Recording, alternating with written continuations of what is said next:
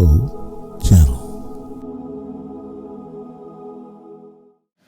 Welcome, everyone. I'm Dr. Stephen Greer. I'm the founder of the Disclosure Project. I'm an emergency doctor, retired now, emergency medicine and trauma. I have been working in this area for about 33 years as a volunteer and as a provider of information to people in the United States government. You're seeing behind me a moment ago this event 22 years ago on May 9th, 2001.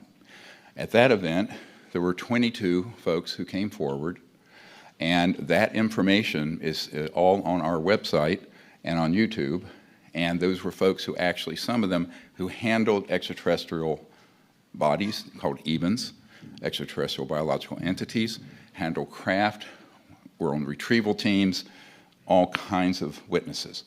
Now, that got a certain amount of attention in Congress, but they weren't ready at that time to do hearings, which they're preparing for. I understand from people in the House Government Reform and Oversight Committee. And so over the last 16 months, I've been asked to provide as much intelligence as I can to folks who have been working to get to the bottom of this since the Congress passed a law requiring the Director of National Intelligence to come forward with information to the extent that he had it. Now, one of the problems with that process is that, and I discovered this in 1993, in December 13th of that year, when I briefed the director of the CIA at the time, R. James Woolsey, for then President Clinton. He and the president had been waved off and not given information on this subject. That's when, as a young doctor, I realized that this was being run outside appropriate oversight and supervision by the Office of the President and the Congress, and that is just a fact. So at that point, of course, it sort of upended my life in many ways, but we began to try to get information to the executive branch further, do research, provide whistleblower testimony, but it was all done very quietly. I then started providing information to folks in the Congress, such as Representative Dan Burton, who was chairman of the Government House Reform and Oversight Committee, Senator Dick Bryan, Nevada, ironically, home of Area 51, on the Senate Intelligence Committee, and many others. Those proceedings went forward as a volunteer effort, and all of this is still a volunteer effort. We're unfunded volunteers. And I do want to thank every one of the people here who made this happen, all these military whistleblowers coming forward, and our staff, and most of all my wife, Emily. I will tell you, if my wife, Emily, hadn't been a rock, we wouldn't be here. She's amazing. So,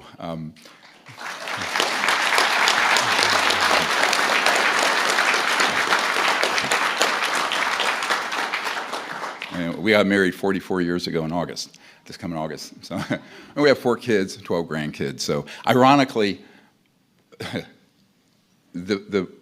my grandkids are the ages of my daughters when I started this process. So it's beautiful, but like, really? Why is this taking so long? So in my young years, I thought, okay, we'll get this information to the president and key people in the Congress. I'll go back to my normal life, taking care of shootings and stabbings and what have you, and off we go. Well, that didn't happen, as you all know, or you would have known. And I think the media has played a very key role recently in covering this, and there are whistleblowers beginning to come out in other settings besides this, and I applaud them, and I think more should do so. Now, the history of this is important because if you look at the testimony we have already, it's something like 70 to 80 people that we have debriefed, videotaped, have their transcripts, and it's available to the media and the public through our website and our YouTube channel. We've very transparently put out everything we can. To an extent, a not-for-profit entity can do it with volunteers and no office and no staff. So I don't want people to not get too grand here. This has been a volunteer effort for 33 years, and those people are heroes, as are these men up on the stage with me today.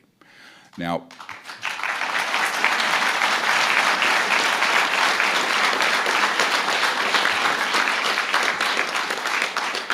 and just a quick trip through some of the previous witnesses. We had Sergeant Clifford Stone. He was on an NBC team, nuclear, biological, chemical, back in the 60s, was actively involved in retrieving extraterrestrial vehicle and bodies, what have you. They were called EBINs, extraterrestrial biological entities. We have his testimony. It's there for anyone to see.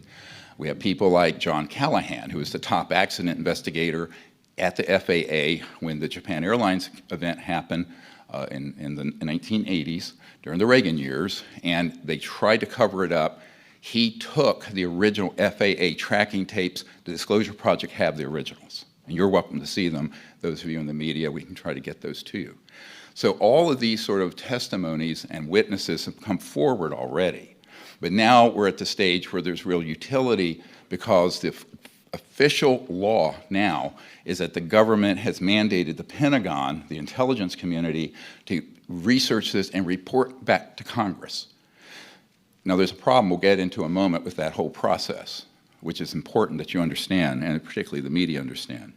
But first, I want to tell you what we've handed off this week to the Congress and to the White House and to the Pentagon AARO office, the AARO office that's tasked with investigating this.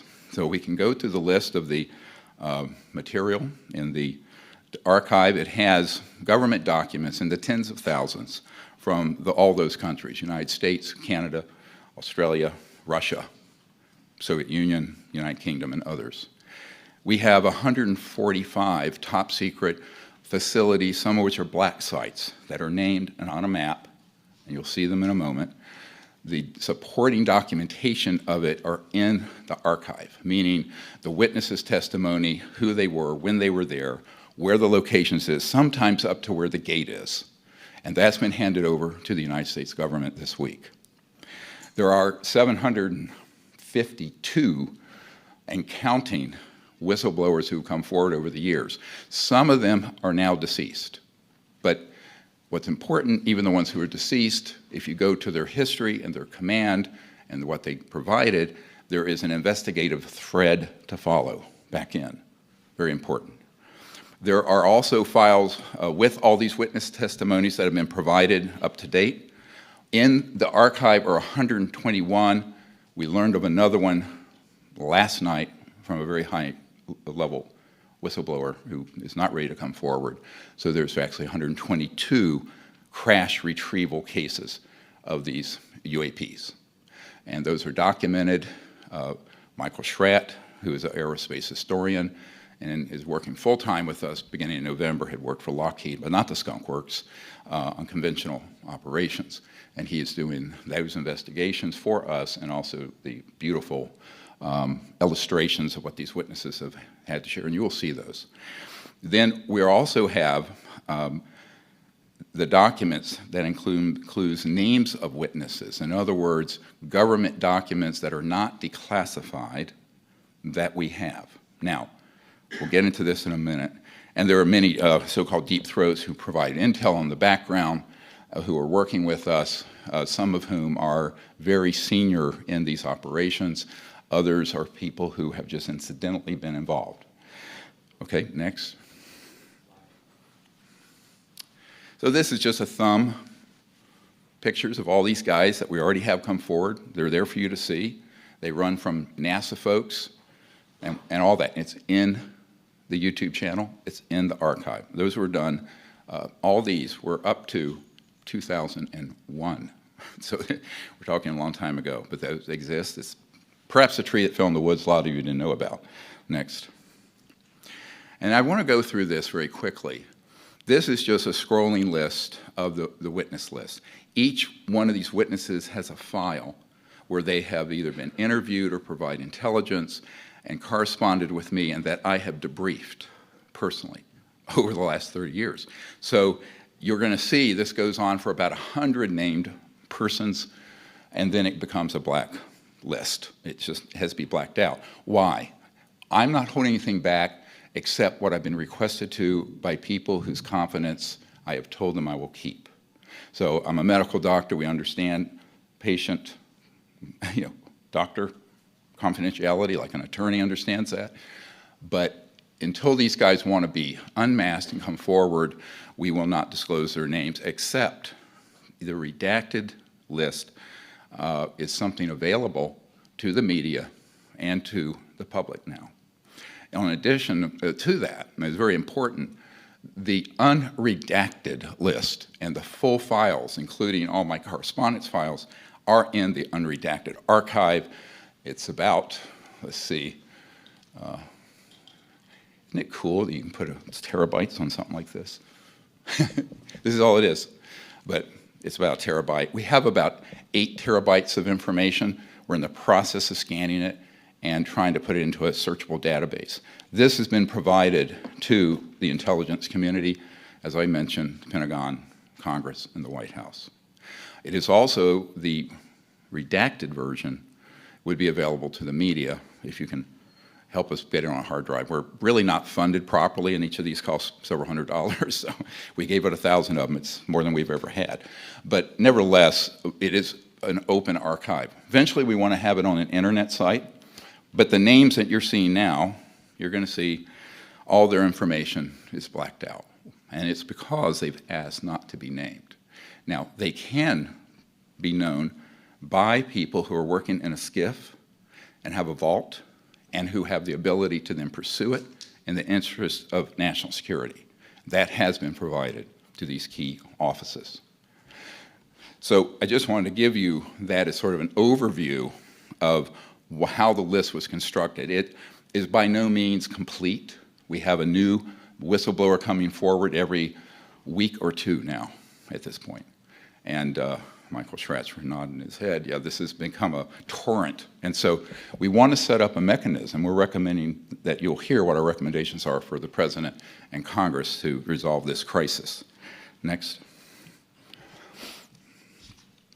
So I wanted to mention that these bases, if you look at them, let's go to, this is where all these illegal operations have happened. I'm saying illegal because we can prove that this information, as Senator Inouye said, you'll hear his statement in a moment, has been run by a very shadowy, deep black operation, and we're not talking the legal black budget of the United States. We're talking about projects that presidents and CI directors and secretaries of defense and members of the Congress who have a need to know and are cleared TSSCI in SCIFs, secure compartmented information facilities, have been blatantly either gaslit, denied access.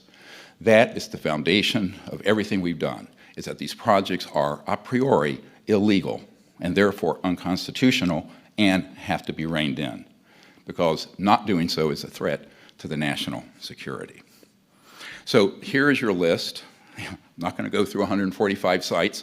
Some of them are black sites. Some of them are bases you know about, like Wright-Patterson, Edwards, Nellis, Area 51, so-called. But all of them are based on witness testimony and intelligence we've gathered over the last 30 years, and it's time for it to be disclosed. And so now you have it. Next.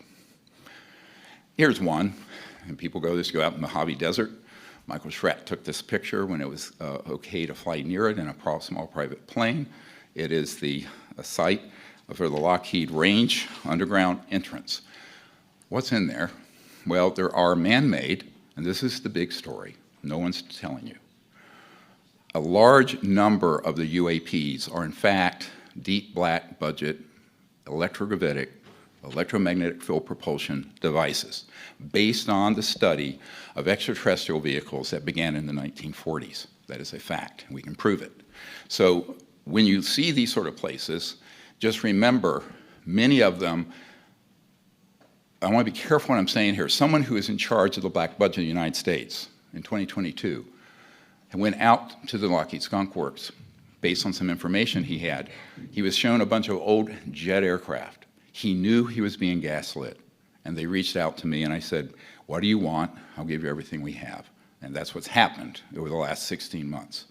So I cannot name this person, but they're a wonderful person of enormous integrity and a hero of our country. So I want to just go through quickly some of the new ones who aren't here. Now, the reason these have initials, they're waiting to be cleared for coming forward publicly. They're afraid. Let me explain to you why they are. This man, here's just his incoming letter. We get these every day. Now, he's afraid he'll lose his pension. He signed an 80-year non-disclosure agreement. He has been threatened, and some of these have seriously had their lives threatened. It's a very thuggish situation going on that the Department of Justice and FBI need to drill down on very quickly. Next. Here's an illustration of one event that he was involved in back when there was a extraterrestrial vehicle that crashed and then ultimately ended up at Lawton, Oklahoma, near Fort Sill. This man has been in a skiff with these objects. These illustrations are based on his direct testimony and hours of discussions since 2016. Here is a small extraterrestrial body, about 39 inches long, that was retrieved in that operation. There are extraterrestrials of various sizes. The last known count I had of different civilizations involved with this, about 60 to 70 in that range, and I think there could be more. Next. This is one of the underground command centers that he was assigned to from the Pentagon. He was with Technical Management Office and then some other offices and investigated some criminal activities that occurred with a 3-star general related to this subject that the Department of Justice was basically unable to prosecute because they were denied access to the operations. Next. Here's one that was also in this another facility. It's an extraterrestrial vehicle. He actually was there very close to it. This gentleman wants to come forward. He needs to be protected, and this is why we're calling for explicit witness protection and explicit pension and asset protection for these whistleblowers. Next. And this is just an indication of a type of electromagnetic system that actually can cloak any tank or any object that we've developed over the years, and he was read into this as well. Next. So there's another gentleman. I'm going to run through these very quickly. We'd be here for 30 hours if I didn't. I'm just giving you a tip of the iceberg, right? This is a guy who is at the Dugway Proving Grounds, very key facility, MS we call him. He worked for C. Martin Corporation, a contractor, and he was in a facility that had an extraterrestrial vehicle that was being studied by scientists. He knows the chief scientist involved. He has named that individual to us, and they can all be subpoenaed now. So this object was there in 2009. He didn't know the date of acquisition, but he thought it was fairly recent. Next. He also was read into and had the chief scientist show him the location, which we now have, of a DUM, deep underground military base, that is in the Dugway sector, so-called EVERY sector, A-V-E-R-Y, and it has huge capacity for parking. You go in, and there's a vast underground complex in that location. That location has been handed off to investigators with the U.S. government. Next. This gives an illustration of the size of this. You could put easily on the platform that goes down the Air Force One. It's a very large elevator, goes down underground. Next. And then we have this gentleman. He was not long ago in the Nellis Range in the Nevada test site north of Nellis Air Force Base, and he, next slide, was on a retrieval team. Now let me explain how this guy got involved. He was recruited out of Fort Campbell to be somebody to be on a retrieval team with a top secret clearance to pick up when we have an accident with a helicopter or jet, because there's classified technology on those often. And our YouTube pilot here will explain that perhaps. But the point is, he went from there, and that was preparatory to being on a retrieval team for this. So he was involved with this operation. It was a man-made, so-called alien reproduction vehicle, it's called by some people, or AT. A lot of people just call them advanced technology. It's a euphemism. But it's based on studying the electrogravitics and magnetic field propulsion systems of the interstellar vehicles that involve the science of quantum entanglement and, going, basically you want to go from one point in space and to another, say this is one point, this is another. You're not going through a straight line, you're folding space-time. That's how you do it. And we're not going to do a physics lesson here, Had enough of that in pre-med. But anyway, so this is an object, and I'm not a physicist, we have a physicist here. But this object was retrieved because it became disabled. Some of these retrieval operations are not extraterrestrial, but they would like sometimes the public to think maybe it was, because the bigger secret, I will tell you right now, is not the extraterrestrial issue. It's these technologies, which an unsupervised and frankly illegal operation have, which is a threat to the national security, period. This we will prove. And this is a bigger threat, the existence of these in the hands of unsupervised operations that have escaped the oversight of the President of the Office of the President and the Congress since 1956 to 1960. Hence Eisenhower's speech, beware the military-industrial complex. This is actually what he was talking about. I know people who have since passed away, like our witness, Stephen Lovkin, who was at the White House with Eisenhower, who said point blank, the president lost control of these projects and that he was very upset and angry about it, but these projects became so compartmentalized that he no longer could control them. So this is one. You can see there are rivets and what have you. And we'll go through this later after our fine gentlemen and whistleblowers speak. But I want to give you this overview really quickly. Next. So this is actually an extraterrestrial vehicle, a very large one that was at the Nellis North Range. We have the location of the helipad. It's Delta Force manned. This occurred back in that same era, around 2009, about 65 feet across. It's seamless, but it has sort of a clamshell part of it. There was a ramp that rolled out, like he said, like a roll-up that came out of it. And there was a ARV above it that was headed in lock. It was an electromagnetic lock on this object. I think it was stunned, and that's how it was brought down. This is not infrequent. Not every day, but not infrequent. I said over the last 80 years, at least 122 have come down. So there are helicopters. He was on the team to pick up debris. This one was, of course, intact. It began to pulse and operate and came back to life, as it were. And the entire group that was there basically were put in some kind of a stasis electromagnetically. Sounds like science fiction, teleported back to the helipad instantly. But before that happened, he had this meeting with two of these extraterrestrial biological entities, a male and a female, and this is very accurate, according to the whistleblower who needs to come forward when there's adult protection. They had no pinna, the ears outside, and had no hair, and there was a male and a female, and it was made very clear to him by these beings that they were completely non-hostile. All extraterrestrial civilizations are non-hostile. If they were hostile, the technologies they have would have been made quite clear to us in August of 1945. We'll get to this in a moment.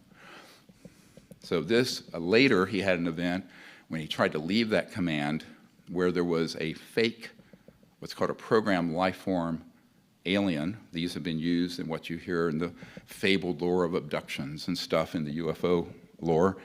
This is actually a man-made creature, but it's not living per se. It has a covering that's skin-like.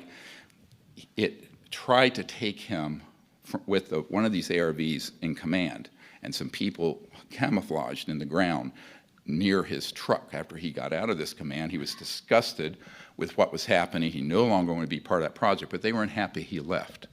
I told him, it's a miracle that you lived to tell this tale. And so what happened is that his pickup truck went into sort of complete lock, motor died because of this man-made UFO, UAP.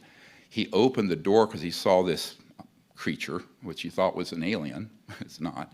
And he hit it, it fell, he kicked it, and it split open this outer, and he saw the integrated circuits and fiber optics and what have you.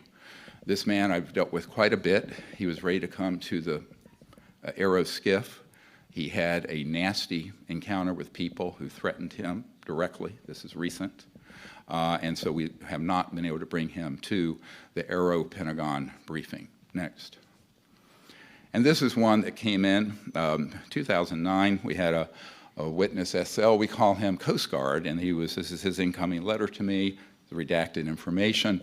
And then he told us about an event off of Guam where his Coast Guard ship, which is a buoy servicing vehicle out there, was called in on a mutual assist, and he got there, and you'll see on the next picture, there was an extraterrestrial vehicle that we had downed but got lost in the deep waters there in the Marianas Trench, and it had gotten caught and tangled up in, oddly, a fisherman's net from Japan, a trawler, big one, big trawler.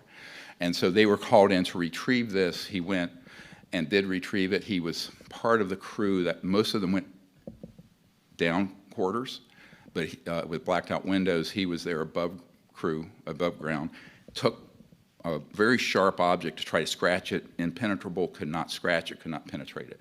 These are very advanced metallurgy, nanomolecular material, interstellar vehicles. Next.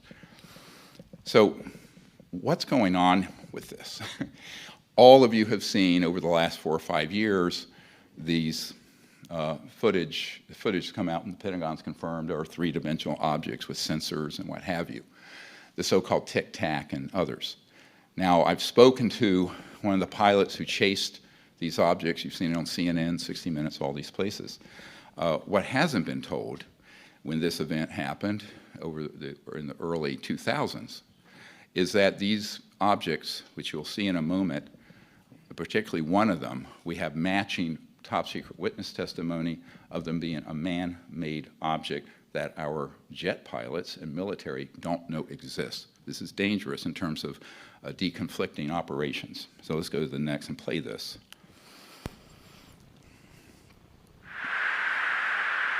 Dude, that is a fucking drone, bro.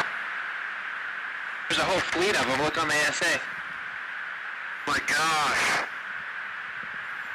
They're all going against the wind. The wind's 120 knots from the west. Look at that thing, dude.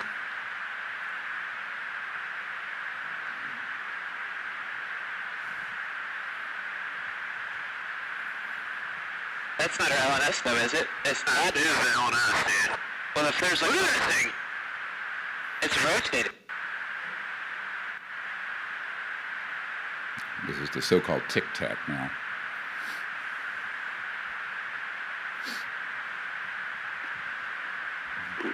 Nickel 6-1 Tango Roger, Roger. Oh, go ahead!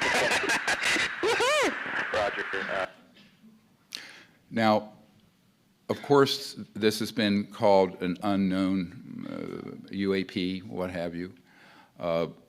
We can excuse the Pentagon and most of the military and the White House and the Congress for not knowing what this is, because the operations that have been building these are deep black illegal, and they are not disclosing it properly to the authorities in our constitutional democracy and republic. This is based on a sighting of a group of people. Is basically the same object in the 1960s, 1967. Let's go to the next slide. And it's sort of a sketch here, the so-called vintage steam boiler. These have been seen in multiple places around since the 1950s and 60s. Next. Here's one that's a very good color illustration of it. Notice the probes on it. Extraterrestrial vehicles do not have those. These electrostatic discharge objects. We're not going to get into all the physics of this. Our team understands it, and we're welcome to share that in a longer brief with media folks. And here's the 2004 off the coast of San Diego Tic Tac. It's fundamentally the same object. Next. And here it is. We have a top secret whistleblower came forward a few months ago in 1991, so now we're talking quite some time ago, way before the 2004 event, that is offloading off a C-130, one of these UAPs, but it's actually a man-made one, and here you have the color illustration. This man is very afraid to come forward. He was warned not to, and at one point was told he would be, quote, executed. Next. So here's what we need to go through very quickly. It's a lot to unpack. This is not intended to be, we just did a 2-day conference right next door. The media are welcome to get that entire event with all the details for you if you wish to have it, or people get it to you. But basically, there are two types of these so-called UAPs, and I've said this. Some are extraterrestrial vehicles, ETVs, and some are ATs or ARVs, advanced reproduction vehicles or alien reproduction vehicles. People use different terms. The extraterrestrial groups are absolutely not hostile. However, screaming caps, they are increasingly concerned about human hostility and our weapon systems, which include nuclear and scalar, the so-called, Dr. Zahari shared this weekend, about what scalar electromagnetic fields are. But just to give you a sense of it, you all know what an electromagnetic pulse is. That's at the speed of light. The scalar systems are, instead of a wave, is a point that goes out longitudinally. Some call them longitudinal waves. These have been studied. Tesla talked about scalar systems. They have been weaponized, and those are the primary systems used to target and hit these electromagnetic field propulsion craft that cause them to fall like a rock out of the sky. You do not travel from another star system and cannot navigate a thunderstorm in New Mexico. That ain't gonna happen. So even at that point, these had been early systems. We have a FBI memo from a field agent that we released. It's now one of the most watched, viewed documents on the FBI website of the fact that a field agent at the Roswell, after Roswell, said to J. Edgar Hoover that a disk was downed because we had switched on a new radar system. So let me explain the euphemisms that are used in this field. Radar can track an aircraft by bouncing a wave off of the fuselage, but it also can have piggybacked an active system not to hit it. So you can have an active weapon system embedded in a radar system. So that's what began to be experimented with, and this is why from the mid-40s forward, there were a number of these downed objects that we've been able to document. If we've documented 122 of them, I suspect there have been multiple numbers of that. What's very important about this, these technologies are unsanctioned. They are illegal operations, and this can be proven in any court of law, and we're about to launch a massive civilian RICO action, racketeer influence, corrupt organization action against the corporations and the individuals involved. These technologies would immediately solve the world's energy, environmental, and poverty problems. Why? These are what people call, a senior executive with a big Fortune 100 company contacted us. They're called, some people say free energy, but they're zero-point and quantum vacuum energy systems, pulling energy out of, let's call it the fabric of space-time. These begin to be developed. Tesla knew about this, so I think Elon Musk doesn't have a Tesla, he has a Musk. A real Tesla, we didn't have to plug in.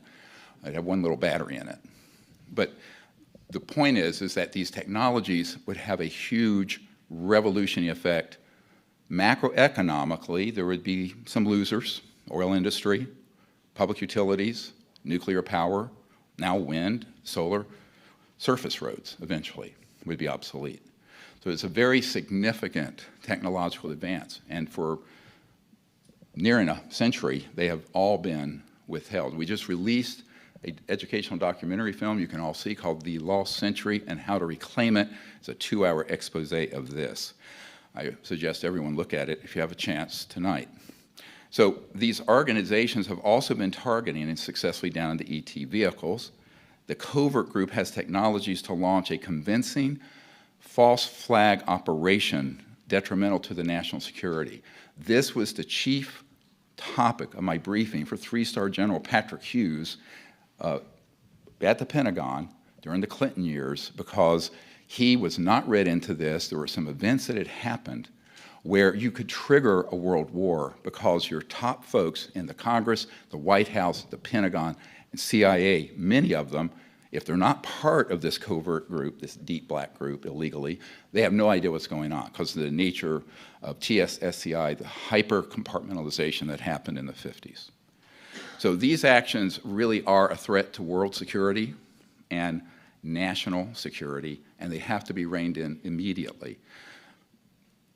I want to choose my words carefully here. A clock, I understand, has been put on this getting resolved through hearings and other means, and by the end of this year, it needs to be resolved. And that's all I will say at this point. So these actions really are dangerous. They are crimes against humans worldwide. We're going to get into that. And some of these crimes need to be referred to the international court. Some of them involve, as you'll hear from our attorney, crimes against humanity. We applaud the current actions of the Congress and the President to sign the bill to get to the bottom of this. They have very courageously stepped forward.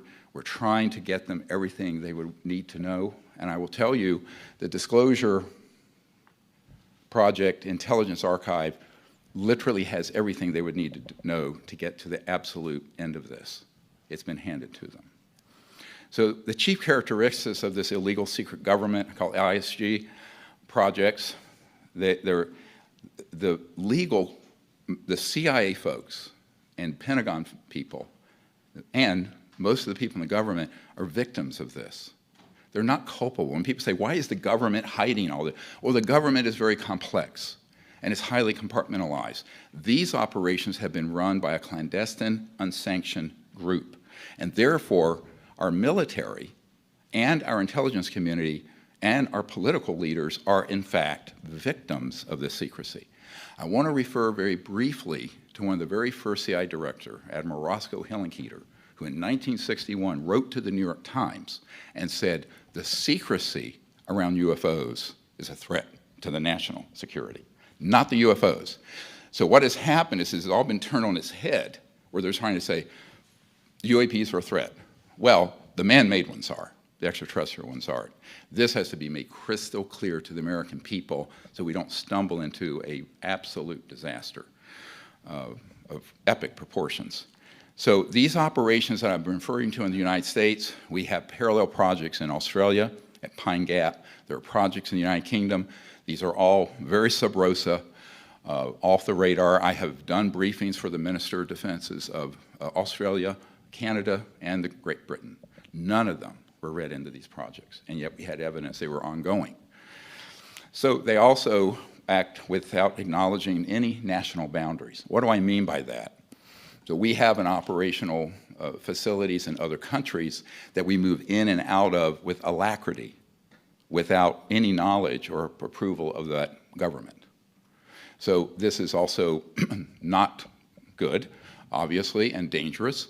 But because of the nature of our operations, which can be cloaked, that have these AT or ARV vehicles, they can move off radar, they can go in and out of areas, and we have witnesses who can prove what I just said. Blackmail, bribery, and intimidation is the stock in trade, and is the operational core of this illegal secret government program. Many of our whistleblowers have been threatened and have been blackmailed, and in the case of some of us, attempts at bribery, including myself. Next. So these are the actions we recommend immediately, now that this is all coming out by the Congress and the government. Next. And I want to remind everyone who's in office, and all military know this, I do solemnly swear to affirm that I will support and defend the Constitution of the United States against all enemies, foreign and domestic, that I will bear true faith and allegiance to the same, that I take this obligation freely without any mental reservation or purpose of evasion, and that I will well and faithfully discharge the duties of the office on which I am about to enter, so help me God. Next. So this is quite a list. I want to go through it very quickly. These have been conveyed over to the government in various offices. This investigation of the UAP issue, based on the intelligence archive, should happen immediately and be increased in its pace and scope. The presidential executive order needs to occur immediately to stand down all targeting of these extraterrestrial vehicles by these covert projects, because it is dangerous and it is an existential threat to security for the entire world, not just our country. The executive order requiring all military intelligence contractors and other agencies of the U.S. government to disclose to Congress and White House all information, materiel, and technologies and locations and related assets. If not complied with, within around 6 months, we think that the offending party should be prosecuted criminally for treason and other crimes against the United States. The executive order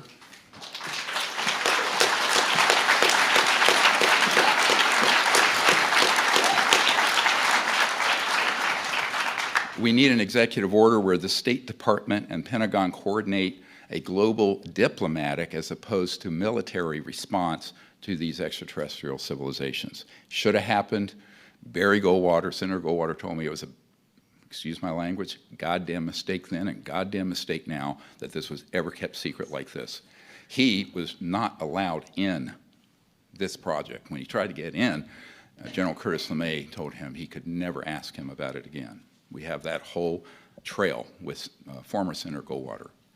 So we also need to have an executive order so that the U.S. Patent Office that has seized these zero-point and related technologies under bogus application of the national security laws, and we have a copy of an inventor had one of these happen to him. Those have to be reversed, those patents have to be released, and inventors and scientists around the world that have come across these, look, the laws of the universe are universal, and they've been discovered by folks, they get grabbed, they're either put on a black shelf or they get this national security order slapped on them. Those have to be reversed and those should be released open source to the public.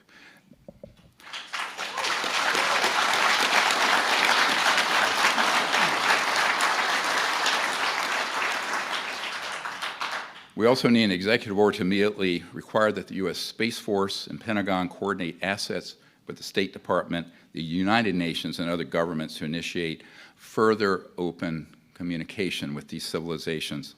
The Space Force could be very useful in this regard if it's deployed properly. All of the military would be very important.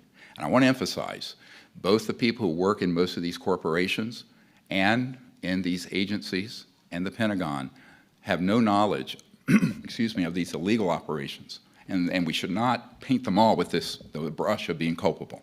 It's not. These are the rogue elements. An executive order to immediately disclose advanced energy generating technologies should happen. These are held by some of these corporations and agencies. This would, within 10 to 20 years, end all pollution on Earth and all global poverty. This is not a pipe dream. Those technologies are extant. They have been around for a while, and we need them, and we need them 60 years ago, 70 years ago.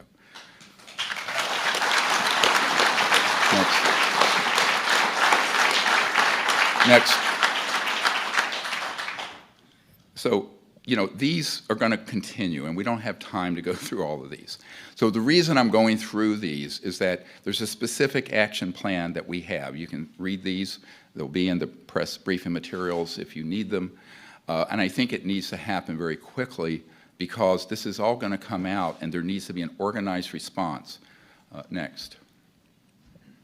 The congressional recommendations, Congress should immediately pass a $50 billion research bill to develop and bring forward the safe technologies related to zero-point and quantum vacuum energy systems.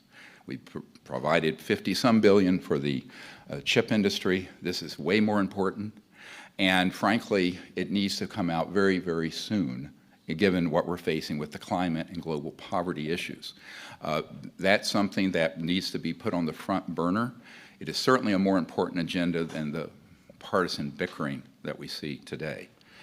Amnesty provisions need to be passed explicitly for people wanting to come forward. I have a major number of folks who are executives, corporate, also whistleblowers, some of whom have been involved in activities that are not legal. If they come forward, they should have immunity so that this can all be unwound in an orderly and peaceful way. That needs to happen very quickly, and it should be included in a bill this year. The Congress should also convene open hearings on this. I understand from discussions with a member of the House Government Reform and Oversight Committee that this has been discussed by the chairman and the Speaker of the House. I think that should be put on the front burner and move forward very quickly. We will provide all information, and have already provided all information they will need. There are, I'm sure, other archives that can be brought to bear, and other whistleblowers are now going to be coming forward, probably several a week at this point. Congress should also pass legislation to explicitly protect the personal safety, like a witness protection program. It is not an exaggeration to say that in the 30-some years I've been dealing with this, I have dealt with multiple people who have been flat out threatened with execution. One of them is sitting here at this table, perhaps more. Next. So this, next slide. One of the things I just want to mention is The Lost Century was crowdfunded, and look at the subtitle, How to Reclaim It. Because there's a century of technological and scientific progress that would greatly benefit all of humanity, not just the United States. We all live on this beautiful sphere floating through space together. It needs to very much come forward. It's 100 years is long enough for secrecy. Next. So I want to introduce someone I've gotten to know. We first met some last year. By the way, all of these military guys have been, and corporate folks have been to the Aero SCIF, the Secure Compartment Information Facility. The Disclosure Project has funded all of this for their personal needs and travel. That's why we appreciate your donations and contributions. But Colonel Heckert, he is a retired and very decorated United States Air Force Command pilot. During his extensive career, Colonel Heckert flew over 100 combat reconnaissance missions, including 11 years in high-altitude aircraft developed by the Lockheed Skunk Works. These were not the alien reproduction vehicles, such as the U-2 and the TR-1, and flew alongside the famed SR-71 Blackbird. In the late 70s and early 1980s, Colonel Heckert commanded the nation's largest nuclear monitoring facilities and radiological processing lab, and was responsible for the airborne collection of debris from nuclear explosions worldwide. Later, he was commander of classified operations in the Middle East and subsequently served as a special project director at Wright-Patterson Air Force Base in Ohio, where he was involved with countless classified development operations.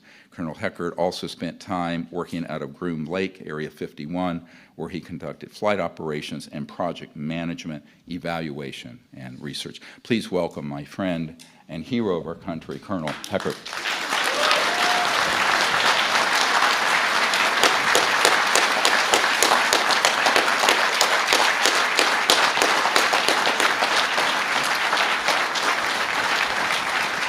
Please. Well, thank you for being here and listening. I need to establish just a couple facts. I've been involved with SCI vaults and code words since 1964, and my last access with the Air Force and other agencies was 1967. For the last 8 months, I've been involved again in SCI discussions, thanks to this gentleman and all of these people sitting next to you and all of those volunteers. The things I want to share are first just a little bit of historical information quickly.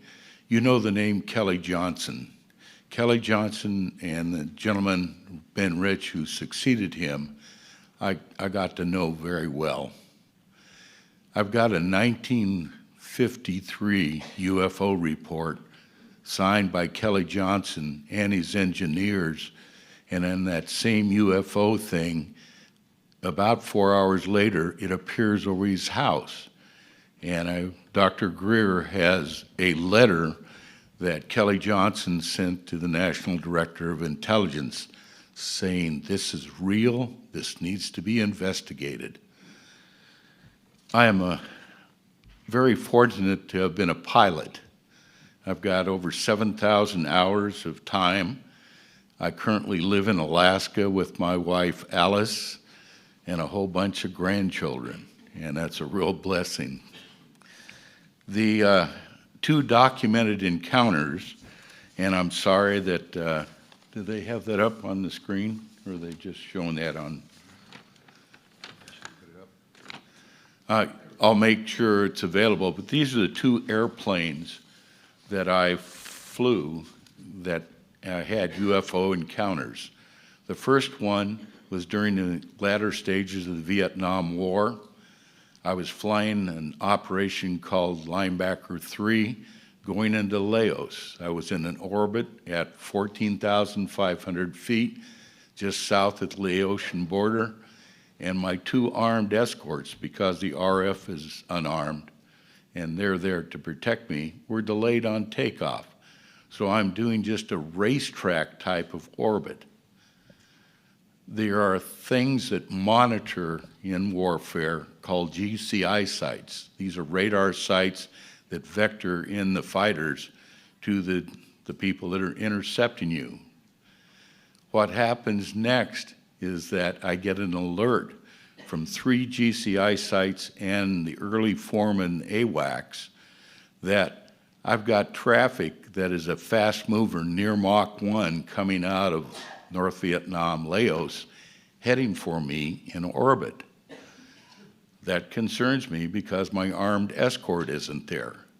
Now I'm completing about halfway down this next pathway, and they tell me, oh, don't worry, that target is above 70,000 feet, and you know it can't get at you at this point. So I'm a little relieved, but then I finally get to see it, and it's on a wavelength of light that I've only seen one other place, and that is in a nuclear pile on an active nuclear power generation, and it's called Teller light. It is very unique, very white, very, very bright. So we look up, and it's an 11 o'clock, and over here off my left shoulder, about 10 o'clock. My backseater is stumbling to make their emergency detection systems and our defensive systems active. We watch this thing, and it's way above there, and I'm a little relieved, until all of a sudden, through the mid-term of the orbit, it comes from 70,000 feet down to 12,500 feet in 2 seconds. And now it's tracking off my nose and staying at 5 nautical miles away. That sets off everything in my aircraft. The 3 GCIs and the AWACS are really concerned about me at this point.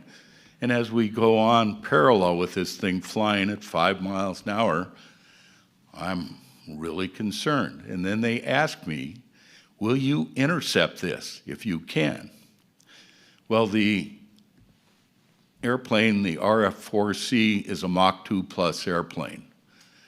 I've been in flight for a little while, and so I've probably, if I go to afterburner, only have about 15 minutes of fuel left. But I agreed to intercept. The reason I did was I have a new, one-of-the-kind IR infrared sensor, but it's on the bottom of the airplane.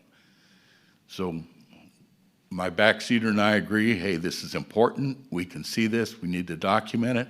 I go to afterburner, and we accelerate very quickly through Mach 1, go up to about Mach 1.2, and I close to within 3 nautical miles of this UFO. And we've got it now on our radar. We've got it pegged.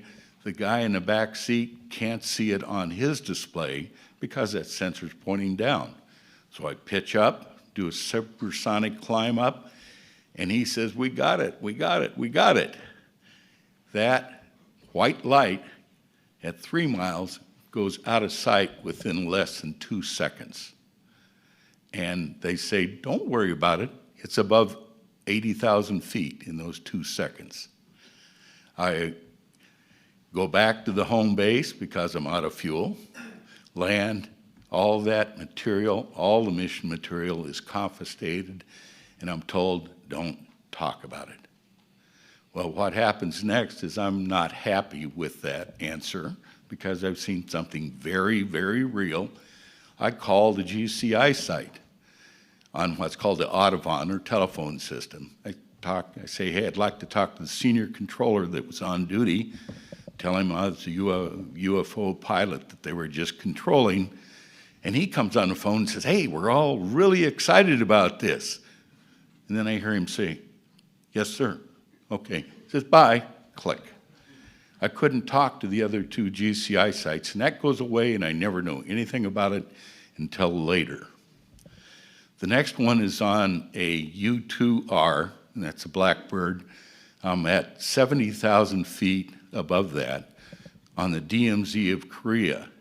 This has been a combo mission, which means I'm taking photo intelligence during the daylight, and then I'm doing what is called an ELENT comment mission in a butterfly track 3 miles off the DMZ. We have a sunshade that protects you during the daytime in the U2 because the sunlight's so intense. You're about above 98% of the atmosphere at that point. Anyway, I have that slidden back, everything's looking good, and all of a sudden I am blinded by that same frequency light from above. It turns my black airplane white. And the U2, as the last ditch saving method to avoid a missile, can do a turn at less than 7 nautical miles at the same altitude the SR-71 is at. SR-71 takes 160 miles to do that same U-turn. There is nothing, to my knowledge, in the world that is man-made that can stay with the U-2 at that altitude turning the max turn unless it's another U-2. This light tracks me from above. Now, I can show you later missiles that come between me and my other RF-4. My airplane's got holes in it. They never made me abort a reconnaissance operational mission. This scared me so bad that I had to abort. But when I land, normal debrief does not take place. They just say, go shower and go to your room. Okay. So what happens next in my career is that because of my wife's concern, she says, hey, we got to take a respite of this. By the way, she worked at Air America at Udorn Air Force Base in Thailand for the CIA. Anyway, she says, we got to get out of this. You know, you're getting a little too tense, and now we have 2 children, and I'm worried. So I take an assignment to what's called AVTAC, and AVTAC was established in its predecessor in 1945 due to the development and the concern of Little Boy and Fat Man, the 2 nuclear bombs. Those are important because we have a detailed history of air sampling, pollution sampling, and it was primary pollution that they were concerned about radiologically from 1945 on. At that point, I'm assigned at a base commander level. I have sites all over, and I'm sorry I can't show you a slide of that, but we're involved in things like the raising of K-129. It's a video that's been put out about 5 years ago that shows my site at Attu detected the breakup of that submarine. That same site at Attu and my seismic site will sense a nuclear underwater, deep underwater test out of South Africa, and that's called the Vela, V-E-L-A incident. And my boss at headquarters is fired over that incident, but 2 years later, because the administration denied that that test ever took place, the Vice Chief of Staff of the Air Force, General Mathis, the Chief Scientist for the White House, and the Secretary of the Interior come to my vault, and they want a briefing on our data and if we really think that that happened. They left believing it really happened, and as a result, South Africa destroys 4 nuclear warheads they had. Israel will never admit that they were part of that joint venture. From there, I go to Europe as the first one of the first 4 in the TR1 program, and through just accidental events again, because of the sickness that our intel officer goes through, I'm the only one that has a code word clearance. And so I'm assigned to do his duties while he recovers, and I'm exposed to all of the peacetime aerial reconnaissance data in Europe and Africa. I'm in charge of scheduling those events and trying to get us integrated with the TR1 into the peacetime aerial program in the European theater.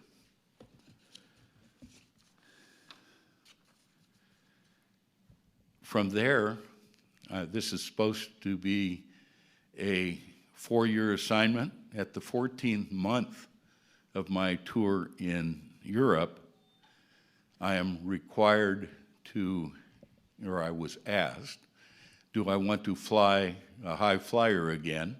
And of course I said yes. They do a process when you go to a classified site called sheep dipping. And so they put fictitious orders in your official files. I go overseas and work in the Middle East and actually work with Delta Force on a hijacking in June of 1985 during that tour, and we lost a soldier on the ramp. But this is in direct coordination with MI6 because it's a British base, and that's now declassified. But it was quite an experience. The only problem is that there was a conflict in the chain of command. I was supposed to be the chief test pilot for the U2 program back at Edwards. That's a follow-on assignment they promised me. Instead, that assignment's canceled. I'm held in that remote location for 10 days. My wife was about to disown me, and I am told I'm going to Wright-Patterson Air Force Base. The new job for the first 6 months is Director of High Altitude Test for the Air Force.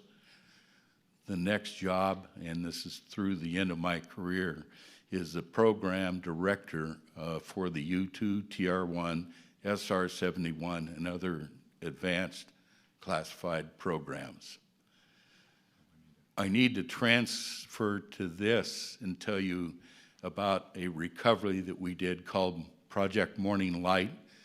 It is a reconnaissance satellite that comes down, and eventually parts of it end up in Great Slate Lake, and there's radioactivity that's cleaned up from that. That also involves a U2, or pardon me, a UFO. The other thing I want to just share with you is the 3 events in Area 51. And those events themselves are first a security breach. And the reason I'm there is because some of my funds in my black programs, and I was required to justify that black budget to the House and Senate Select Intelligence Committee on a quarterly basis. Some of those funds are not being spent. My projects aren't going forward. I'm there, and I overhear 2 people talking about using Navy sensors to photograph an aerial vehicle that's flying at night, and they're going to make a lot of money. Well, I report that immediately. Those people are arrested, and I don't know anything more about that event, except none of that imagery they took got released. The next one is that I have a number of cost overruns in my projects. I'm back, and I look, and I'm finding that other programs are using my funds diverted for their use, and that's what's slowing my developments, and I'm very upset about it. The last part, and this is, gosh, I'm sorry I'm having my senior moments, if you'll forgive me, but I will let you, but I'm available afterwards. I'm sorry I've taken so long. I know this is a tiring briefing. Thank you.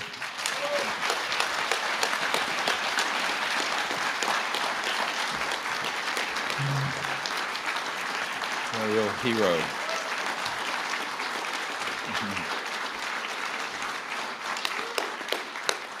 Thank you, Lieutenant Colonel Heckert. There's a lot more. I said each of these witnesses have stories to unpack from, for example, Area 51 and what have you. It would take hours, but I want to give you a sense that this is really the tip of the iceberg. These represent 0.5% of the Disclosure Project witness list. So the next gentleman I'd like to introduce has become a figure of great support for us. He's a Marine who in 2009 in Indonesia had a direct encounter with one of the man-made operations, and he is Michael Herrera. He has very courageously come forward. The first time he contacted me, because I know of these sort of operations that he came across on his mission, I told him that every single person I knew who knew about what he had seen had not lived to tell this story. He is enormously courageous. Thank you, and welcome to Michael Herrera.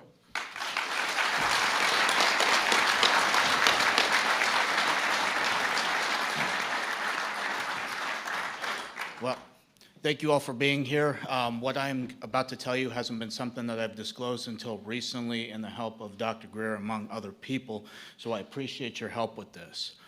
In 2009, my unit, which was most decorated infantry battalion in the entire Marine Corps, which was 2nd Battalion, 5th Marines, was called in to do humanitarian assistance operations out in the Philippines, which was Operation Quetzana, which we were attached to the 31st Marine Expeditionary Unit, which conducts maritime operations all throughout Southeast Asia, in conjunction with the 7th Naval Fleet, which houses one landing helo deck, or LHD, among LPDs, which is what I was on, called a USS Denver. Ironically, that's where I'm from, so kind of felt like home.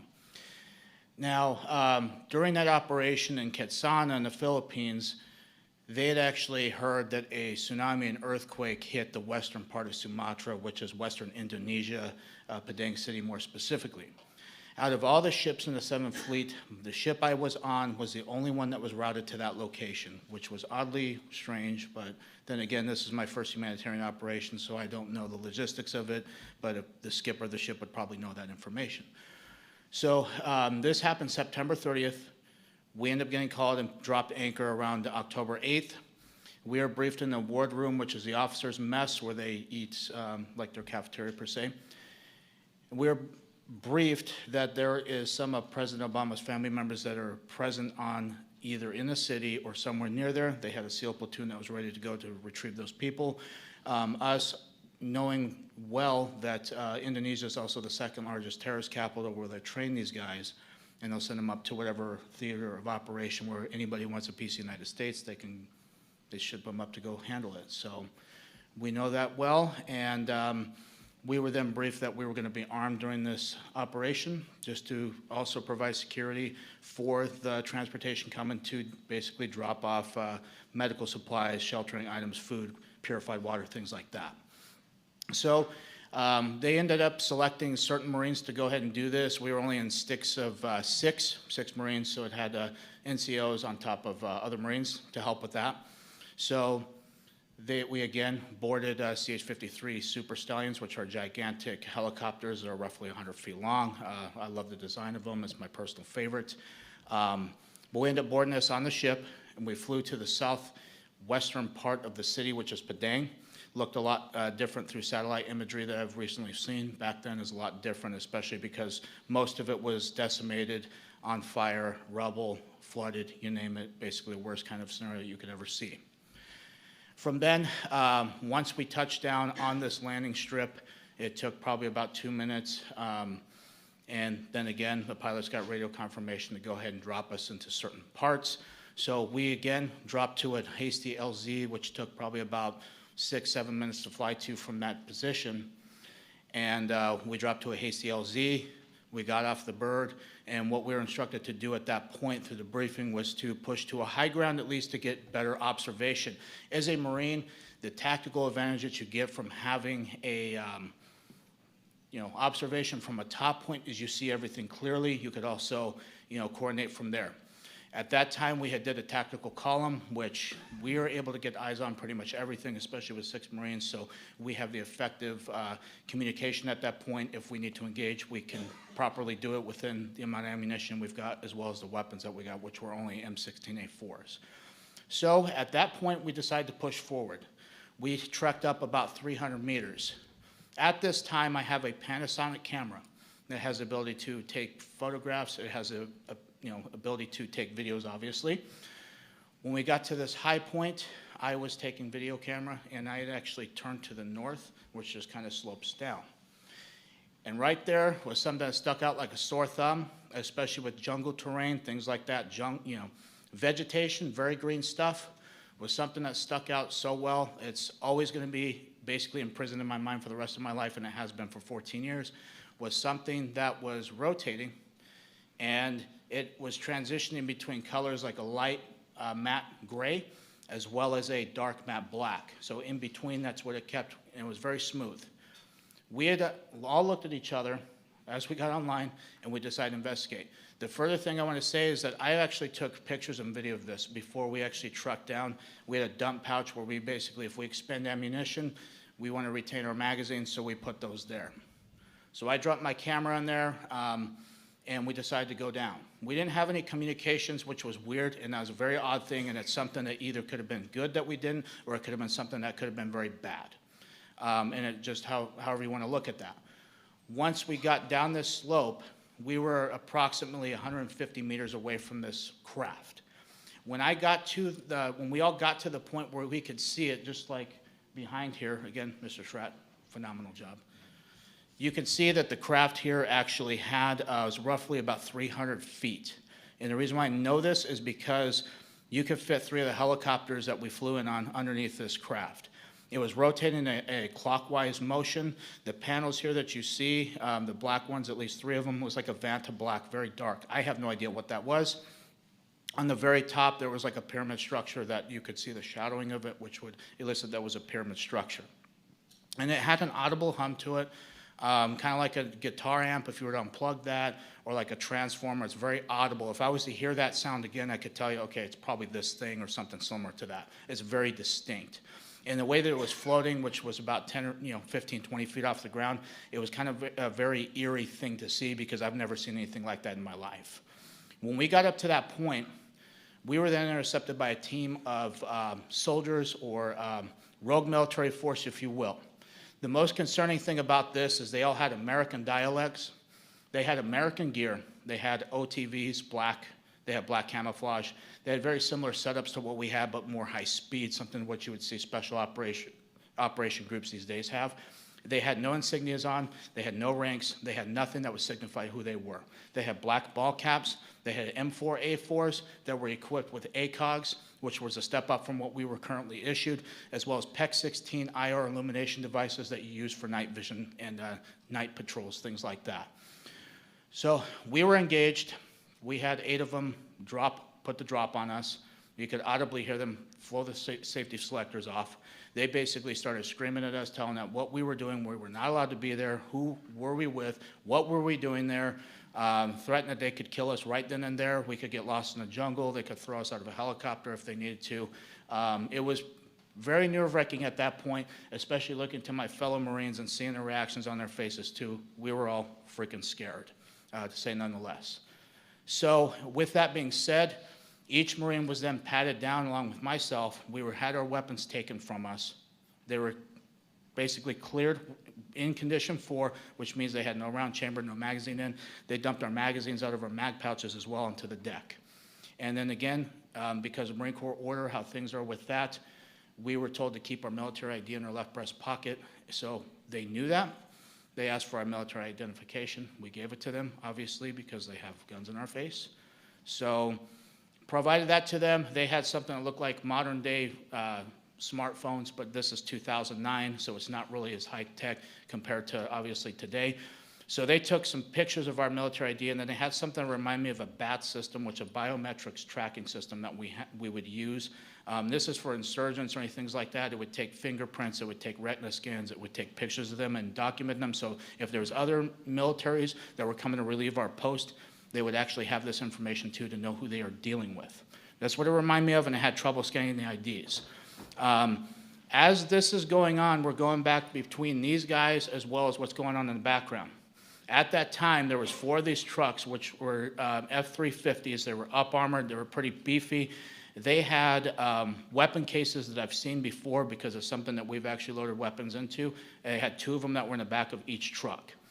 They also had these containers that was illustrated right here, which come to find out through recent revelations from yesterday from somebody who came forward to Dr. Greer. I don't know who they are, but what they had told him and what he has told me is that this gentleman knows exactly what these were used for because they had like a cylinder on the front, which is either for oxygen or what I hypothesized was for vacuum sealing, which lead me to suspect that they were smuggling narcotics or drugs.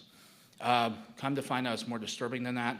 This gentleman has first-hand account with this and says that it was for people. It's very disheartening, especially because that part of the world have already gotten ravaged, and it's something that is very hard to see right now because of what I've witnessed, and it's very disheartening. And this is why I'm up here. So they loaded these onto this platform that you can see right there, and as they got up there, like I said, I was going back and forth. These guys are still searching our stuff. They're still, pointing their weapons at us. And after the last 2 trucks that I saw that actually got onto that platform unloaded, they had 4 guys in each truck that would unload everything. However they did it, I can't tell you because, again, I was focused on this as well. And these trucks drove off. As that happened, this platform actually rose up off the ground itself.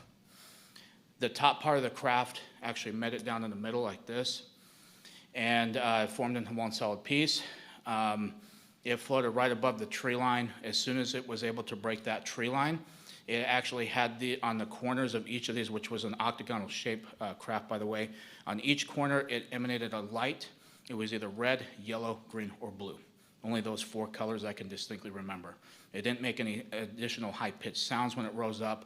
Once it got past that tree line, it shot over to the left, basically where the ocean was, at so fast, I would estimate probably 3,000, 4,000, 5,000 miles an hour instantaneous like that. There was no rotor wash, no exhaust that would disturb the trees, vegetation. The coconuts that were on these trees were not even touched. It produced no sonic boom. This thing was so fast. So as that happened, they basically had told us to turn around. As we turned around, kind of a couple things that went through my head at that point was that we're done. They actually started loading our magazines into our back into our vest in a way that would be hard to get them, to put them into a weapon and to actually, charge the weapon and actually put it around in a chamber. So they put those in. They actually slung our M16s on their back for us, but when they did it, the Marine Corps not really issued the best gear, especially at that time. So the slings back then were, I would say, subpar quality, cut my neck pretty good, and they kind of went in that motion and made sure they were secured so we couldn't really get them as easy. And they escorted us back up this slope. And they told us we were not allowed to look back. 2, that we were not able to talk about this. They were actually, 2 of the guys were actually talking about either, hey, should we smoke these guys right now? That's what they kept saying. It was kind of feeding more into the fear at that point because, again, I don't know who these guys are. I know they had American gear. They had American sidearms as well. If these guys have actually taken an oath like we have, and then why they're going against people like us and even willing to kill servicemen who just even stumbled onto this, it just blows my mind, and it's very sick. So as we broke atop this hill, we decided to book it. And we ran back to the LZ. There was a gunnery sergeant that was attached to the ship. I don't know this gentleman personally, but I know he's very unhappy with seeing us because we had actually had our weapons slung. We were not combat effective at that point if we needed to be.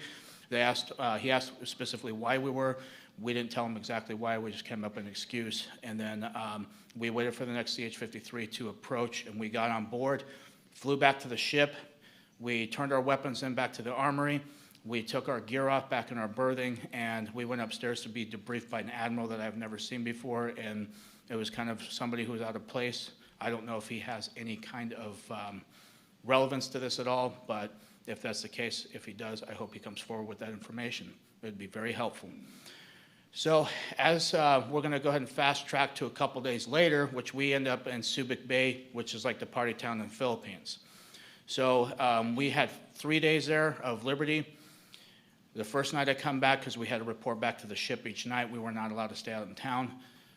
My rack was on my camera was on my rack, and the memory card that was in it was out, and my battery was out of the camera, missing as well. So all of that was missing. The only thing that was there was the camera. Mind you, I had my locker secured.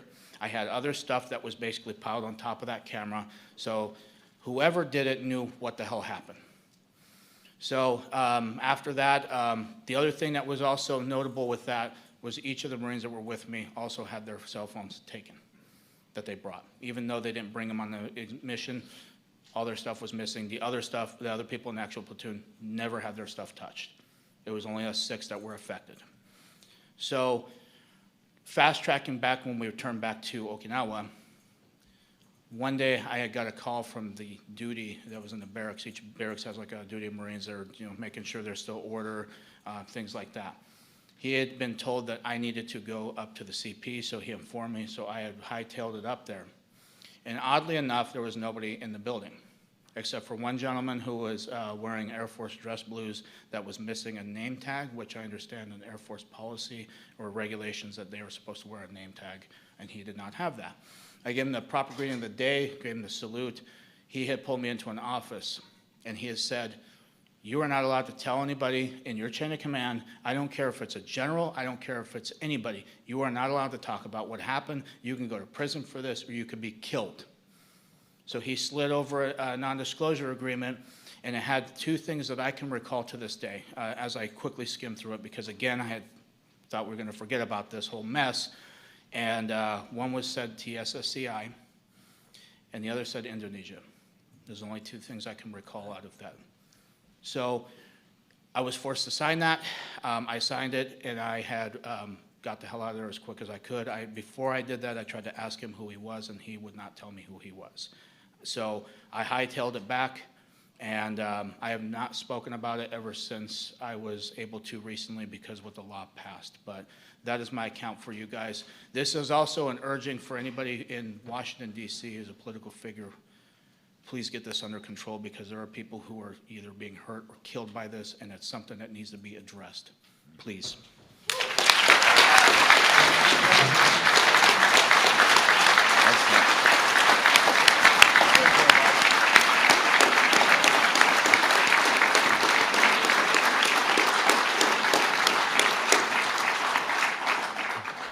Thank you, Mr.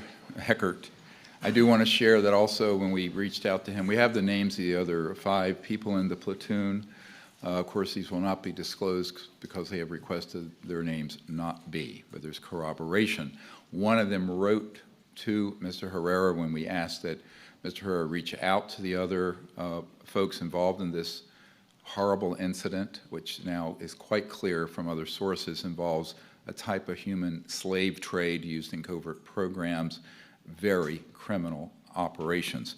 He said, "Hey man, this is asking too much, and it's not worth the risk. My family and military career far exceed anything you are asking of me.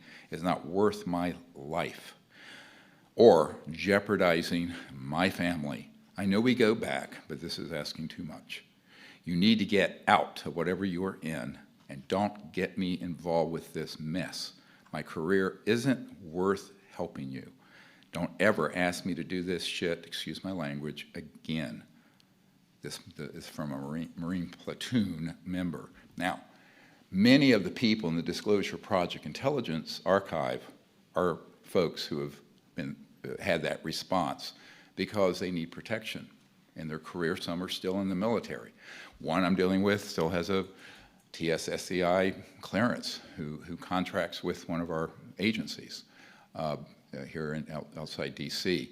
So I think that this has to be dealt with in an orderly fashion immediately by the Congress and by the President. Next, I'd like to introduce Stephen Digna Jr.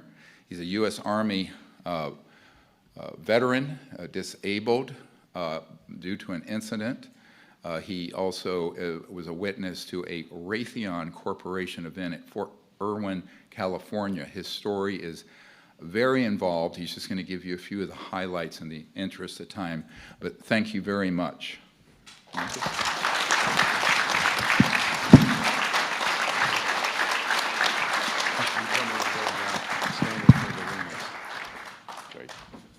Good afternoon, everyone. I'm going to look down and read this. I have a brain injury, so it gives me problems. So I apologize.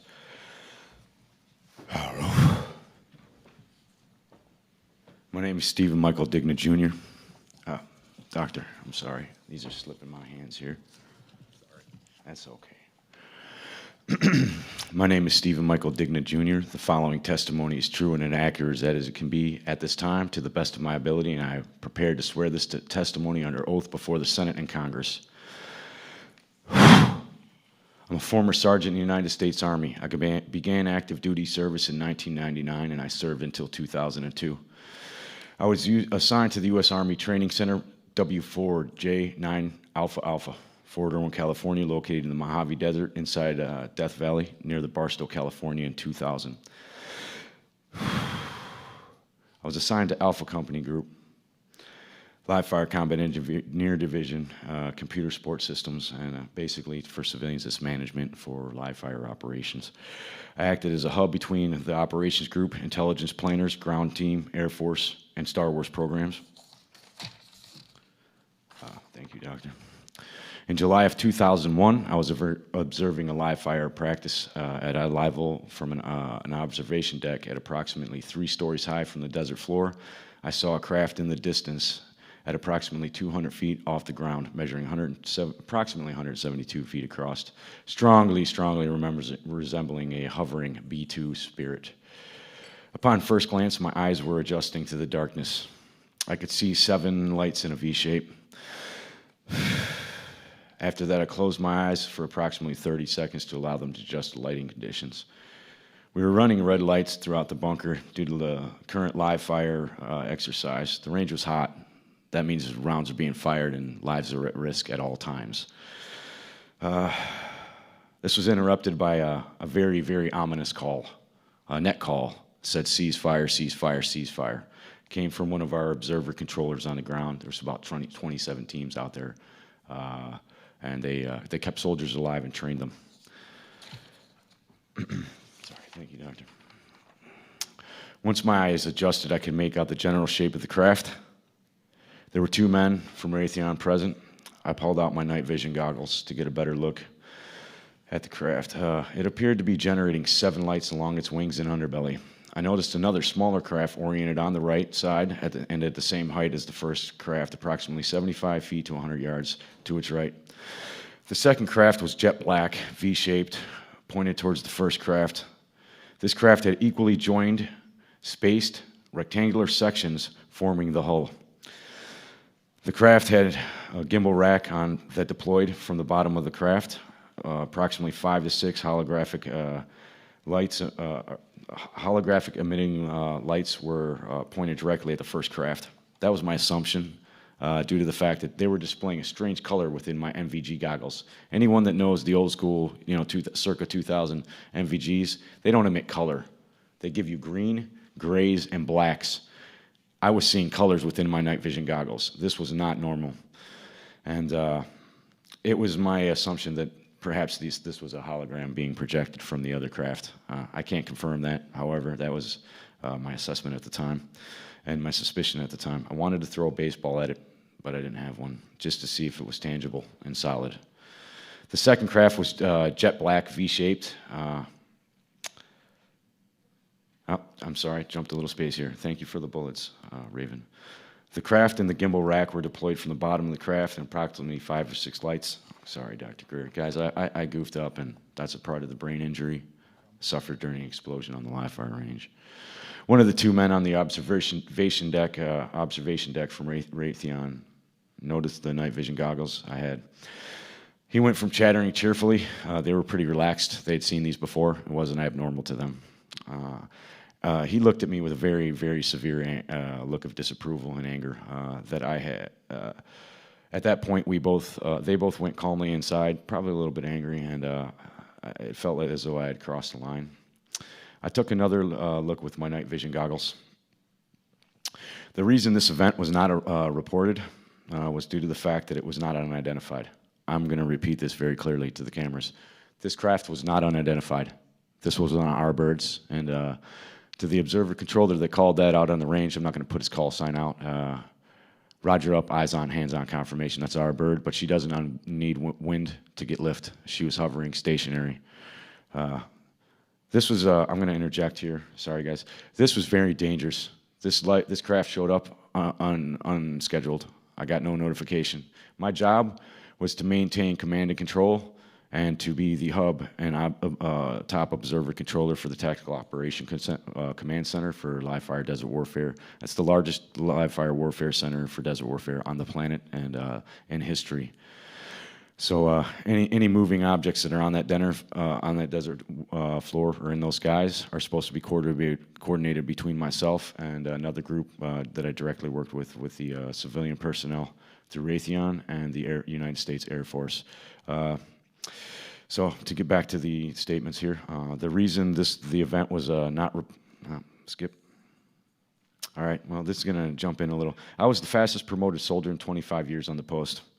And I was the youngest #1 control seat holder at Fort Irwin NTC facility in history that held the title, the Voice of the Desert. When I cued my mic at my FM base station, it shut down all radios, and I could shut down the range for safety reasons or for medevac calls, safety reports, weather reports, and any other thing that was commanded by me, by my superiors.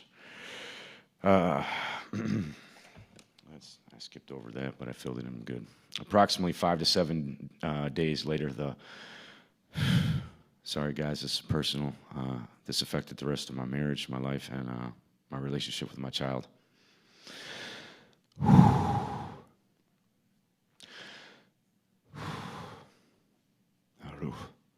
Approximately 5 to 7 days later, the following incident took place on Fort Irwin Road. It's the one road leading into the base. During the weekend pass, after the show, my wife and I had taken a pass to go see a movie. And this took place right after the live fire bunker, about 5 to 7 days afterwards. We skipped the second movie, or halfway through. I was really tired, just got back from running the range, 78-hour shifts with no relief. We passed a dry lake bed on the right-hand side. I've got that exact information already turned into the proper authorities. Thank you, Dr. Greer and all of his team. People out there, please get ready to come out. There's a saying they got, an old friend of mine, well, a new friend, but he reminded me of an old saying they have at Fort Benning, Georgia. It says, "Follow me." There's another saying we have at the Signal Corps Academy. It's on the badge. It says, "Pro Patria Vigilantes," or Vigilis. That means watchful of the nation. And then there's another group of men that I served with, and I tried to keep them alive every day to the best of my ability. Same guys that blew me up. And I still love them today, and I ask for amnesty for all of the information I'm going to say from here on in. These boys are on the ground, on the hottest spots in the planet, along with these other soldiers, and they're dying out there. They're out there killing people under false pretenses. I've also turned information in that may be able to prove that to the proper authorities, thanks to Dr. Greer and his team. His team so far has been accommodating, polite, honest, respectful, and this man is my new general. He leads the way. So rally up, rally on me. This man is the way. He speaks the truth. He is sound. Apologize, Dr. Greer. I've been waiting to say that for a long time.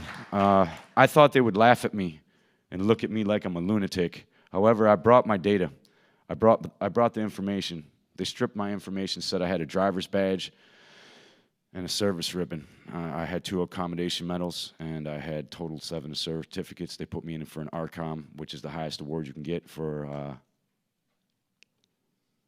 non-deployable base. I'm a non-combatant, but I'm as close as you can get to being one.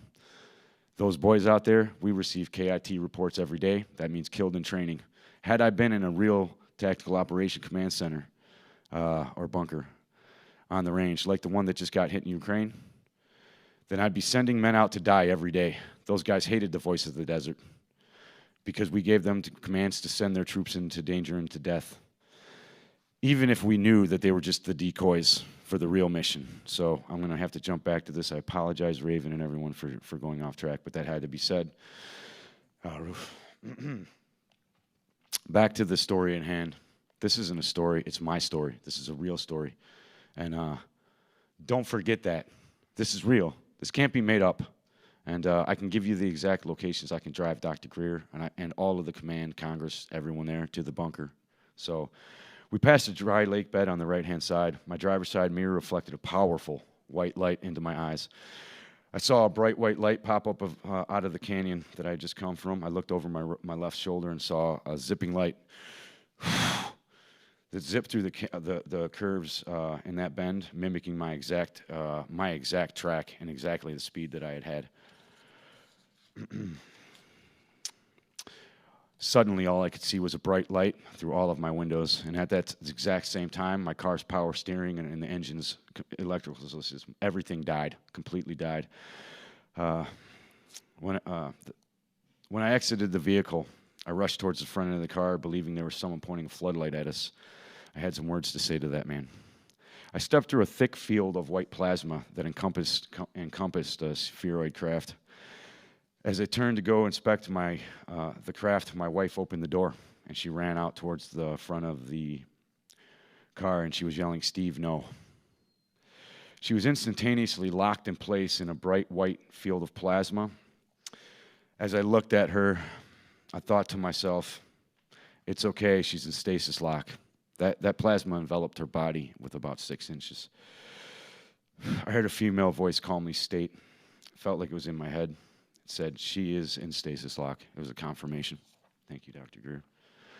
Relieved that she was safe, I started approaching the craft for further inspection. The craft and the car were nose to nose at a 90-degree formation. If you looked at it from a bird's eye view, it would be in an L shape, nose to nose. The craft was, there was a plasma field emitting approximately 12 inches off of the craft inside this white plasma field. The craft seemed about approximately 23 feet long. I stepped forward with my left hand extended and slightly reaching out to it. The craft responded to my movement. This startled me slightly, but I took it and stood still, just in case. By moving back and pivoting the nose away from my hand like a cat or a boxer, and it felt like a cat to me.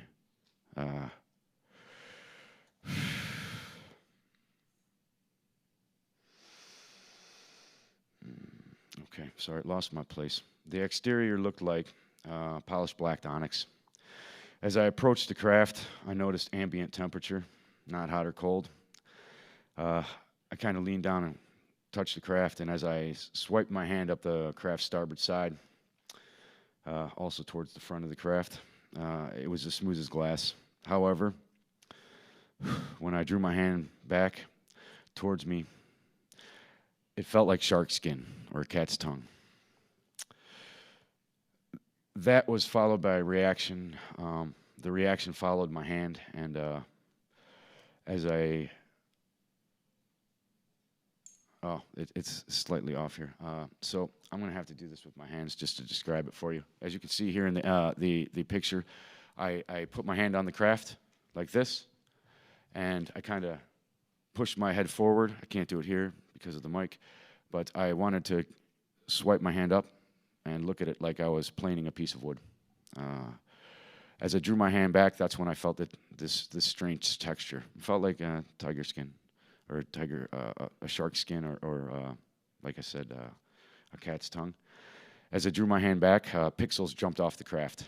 They were like micro shavings. I would call it, they resembled graphene or magnetite shavings and nano-sized particles. As I did that, and as I swiped up first, I guess to get back to that, as I swiped up, the craft emitted a tiger stripe pattern up the starboard side of the craft.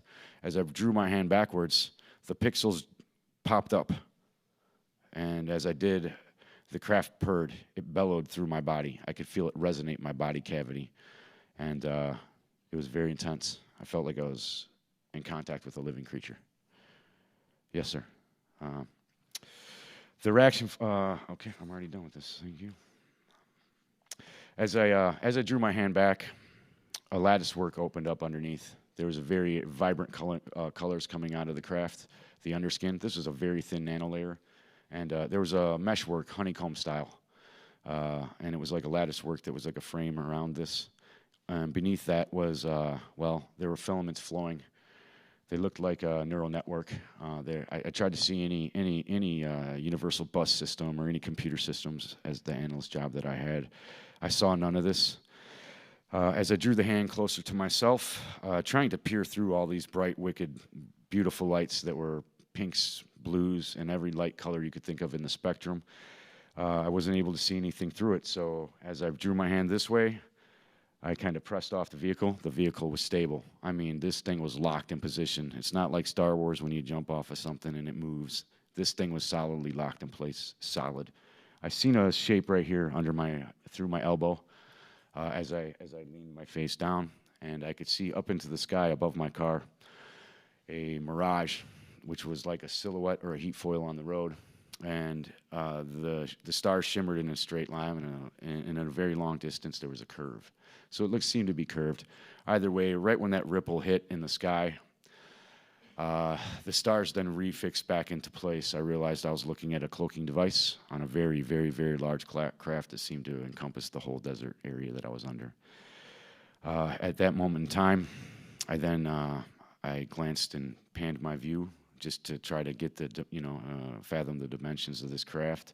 And I saw a giant bright white light floating in the sky. And it was a hangar bay door opened. You couldn't see doors. It was just a bright white light. And it looked like a window floating through the sky, maybe even a portal. People might, from a distance, think, hey, that's a portal, but I obviously knew it was a craft. So this is a hangar bay door. And there was a female silhouette standing there. At that moment in time, I heard that same voice, and it said very clearly, you were not supposed to see that. You weren't supposed to see it. All of a sudden, I began feeling a thud, thud, thud sound. This was a resonant frequency being pulsed through my body. As I felt this, it increased in speed, thud, thud, thud, thud, thud. It was very rapid. You can see the same type of thing in the movie Interstellar, very similar when he falls through the black hole. Too similar.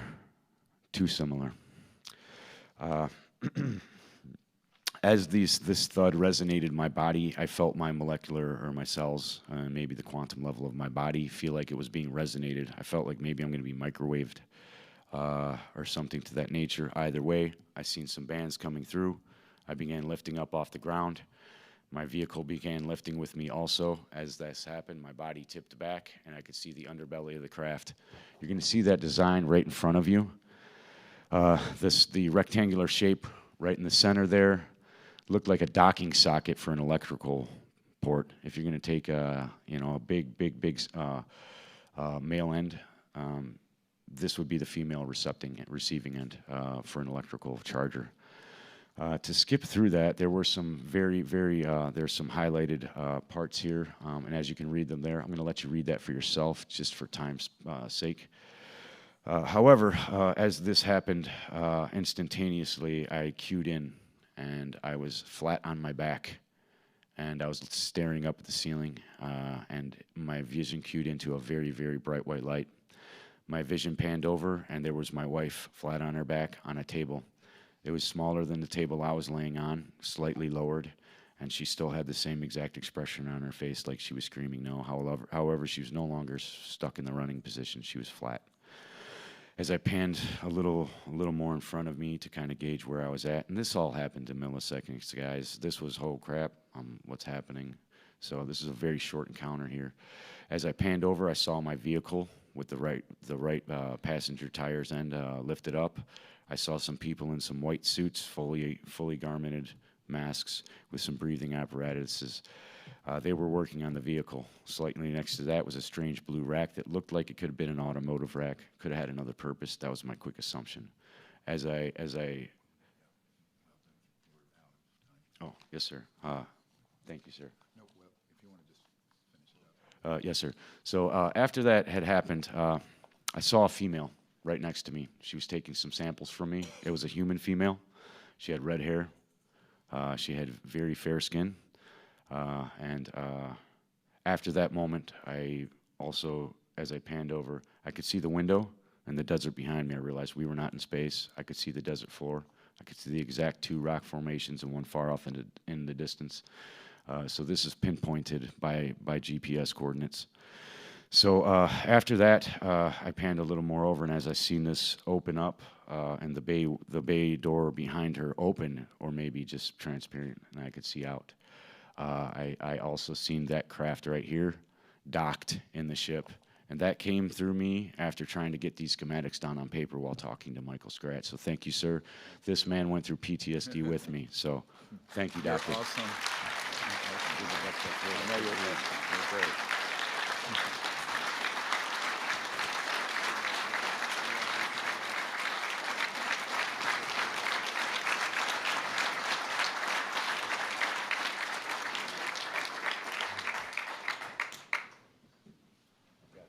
Thank you very much.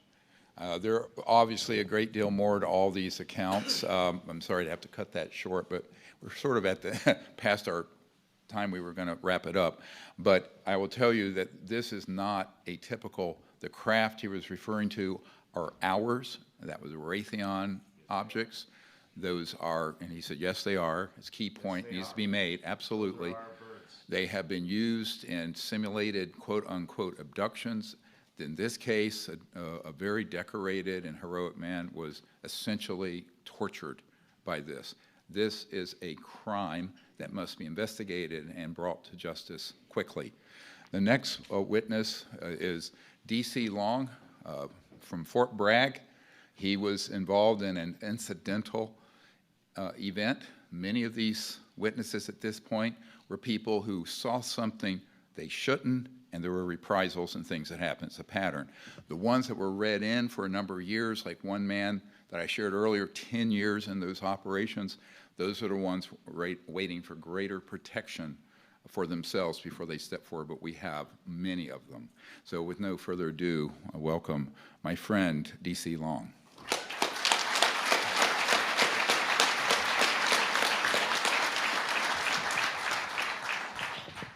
I promise mine's going to be much quicker than some of these other guys, and this is the way I talk. So I apologize for that as well. Everyone that I've met here, I would love to go through every name. I would love to go through every situation. What these gentlemen have, we could spend years talking about it, just getting to all the moments and everything that meant the most to us. And unfortunately, I have a very short amount of time to do that. My military service began in 1997, and it stretched to 2013 until I was medically retired, injuries received in a combat jump.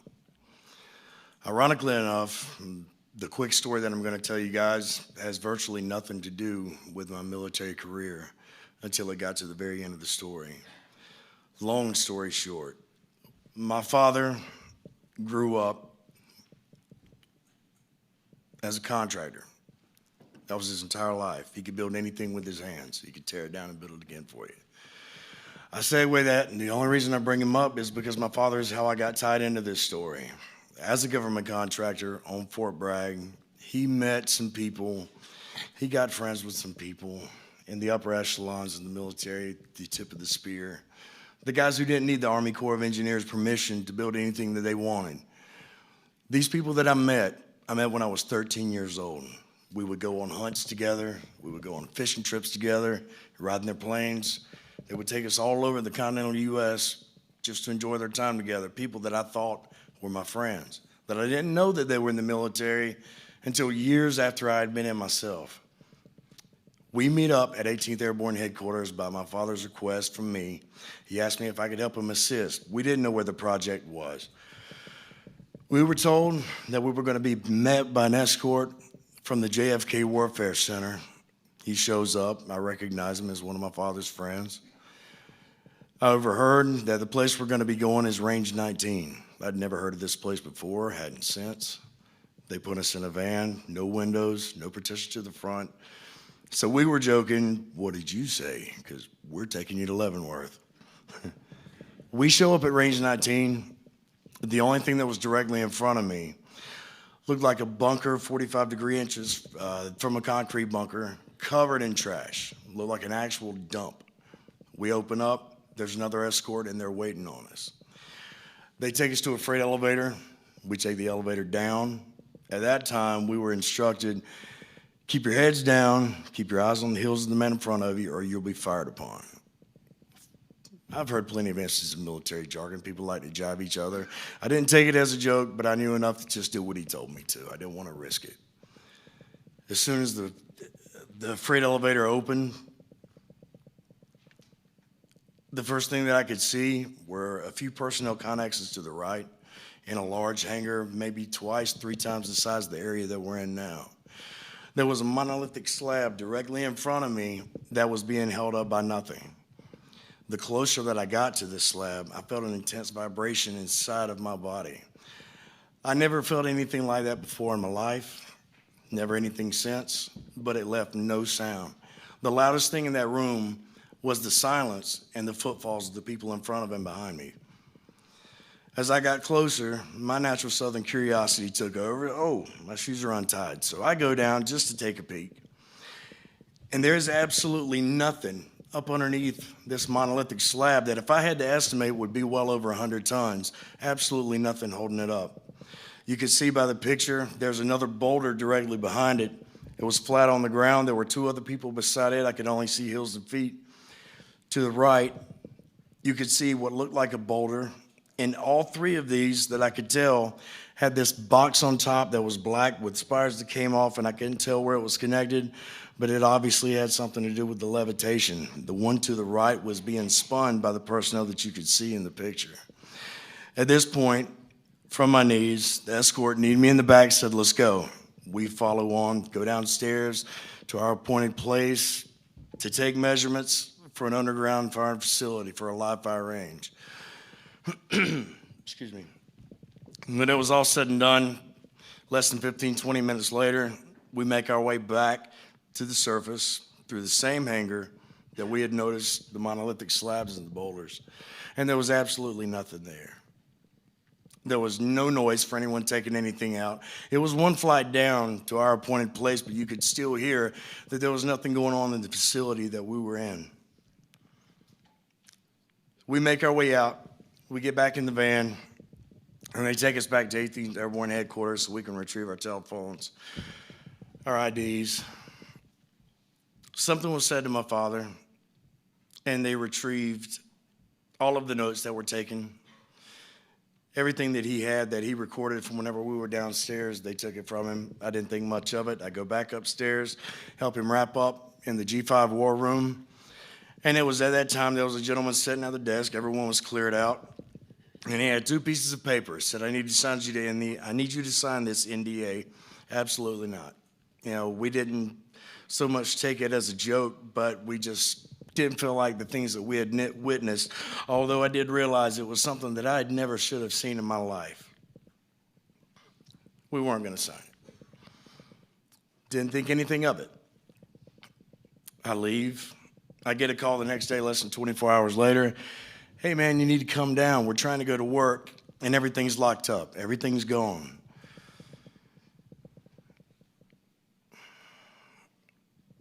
Everything that my father had worked for, from the time that I was a child until I became a man, became a soldier, and the company that had my name on it, everything was seized.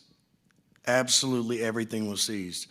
The pencils that he would use to make bid submittals to the Army Corps of Engineers was even taken because it contributed from the business.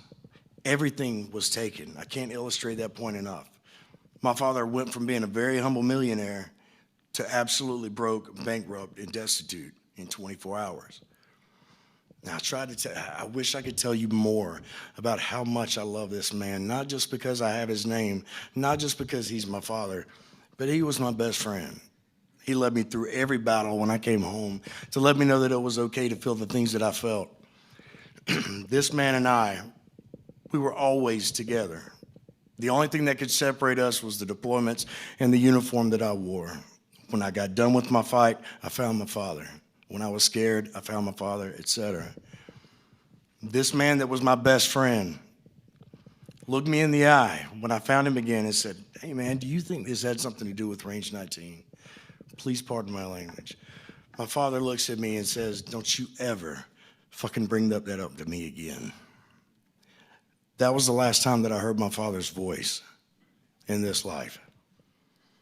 That was the last time that we ever had any peaceful interaction, and that was as peaceful as it got. Shortly after, I continued on, and we had a JFEX. Any of my old paratroopers, they know what that is. It's a jump field training exercise, battalion wide. It's a big deal. There's only 12 men in my stick, getting ready to go out of the bird. I'm the first man looking at the horizon, waiting for the jump master to give me the signal. His hand's raised. I notice at the right side, someone coming up to my shoulder, and it's one of the escorts. One of the men that I knew personally from the time I was a child till I was a man and a soldier. He hooks up, he looks at me, gives me a wink. I didn't think much of it. To me, there was no danger at that point. Green light goes off, I get a hit in my back, and then something hits me in the side of the face, and it's a static line. The gentleman to my right, the man that I knew, threw his static line intentionally, and it snapped my neck. I go to fall out of the aircraft, deploy my combat pack, full oscillation. The only thing that I heard after that was the sound that my body made when it broke. When I woke up a month later, I was told that I was not fit to be a Ranger. I was not fit to be airborne. I wasn't fit to be a soldier. My career was effectively over. Even throughout all this time, I could not reach out to my father. He wouldn't take my calls. He was homeless. I didn't know. I just thought he didn't want to talk to me. Eventually, I ended up in the same situation. This follows further down the road to about 2 years ago, whenever I finally was saved by someone who I didn't even deserve to hear the sound of their voice. I had intentionally grown my hair past my shoulders, my beard down to my stomach. I was 135 pounds just because I was hoping I could hide. I was hoping I could get away from what put me in that position to begin with. I get a phone call.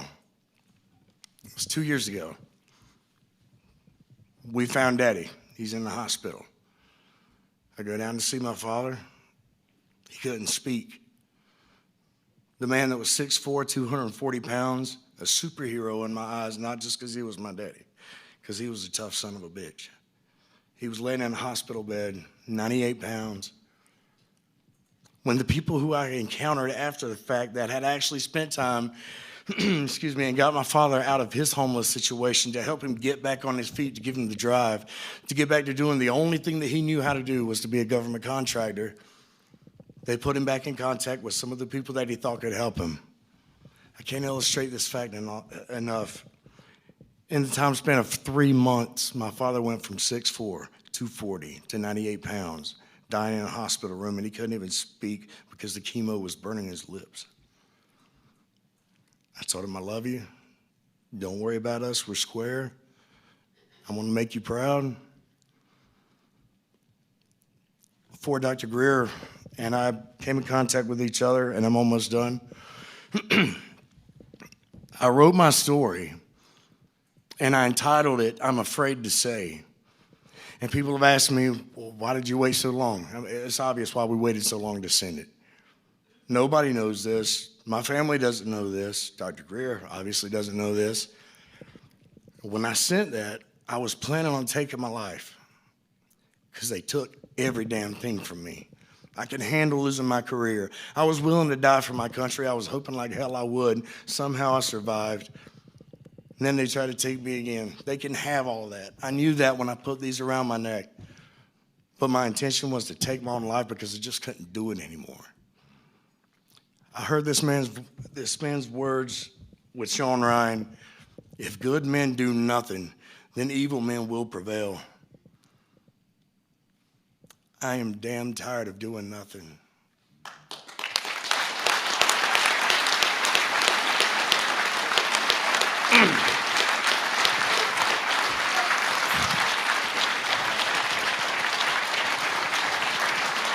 This is the absolute last thing that I'm going to say to you. I was trained to never fight. I was trained to fight, never give up, never stop, as long as you had a breath in your body. I gave my breath away.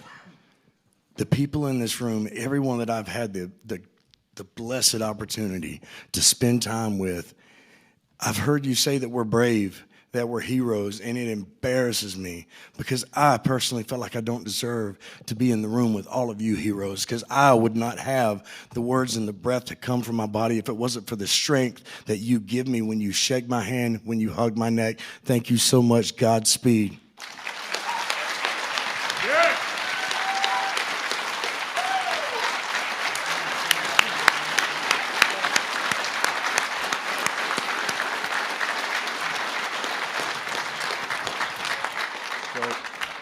I'd like to introduce, and thank you very much.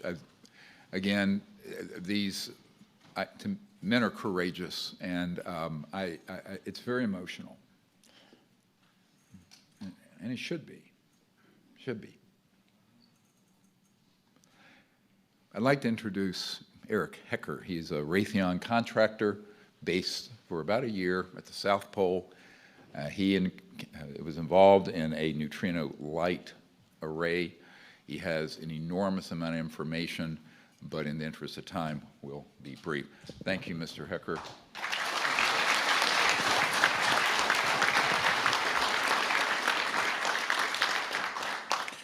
Hello, everybody. Ladies, gentlemen, members of the press.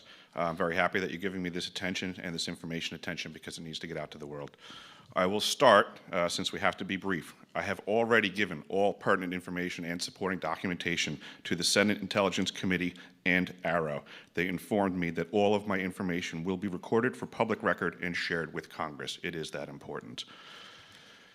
In 2010, I was selected to go down to the South Pole Station in Antarctica for an entire year by Raytheon Polar Services as an employee of a third-party contractor for the National Science Foundation. I function in a dual-role capacity as a tradesman and a firefighter. My responsibilities required me to be more informed than most of my crew and offered me complete access to the facilities. What I learned from this unique experience needs to be shared with the entire world. The technology at the South Pole Station certainly can do what it is presented as its primary purposes, and unfortunately, much more. The IceCube neutrino detector is presented as a passive listening device for the purposes of the science as presented.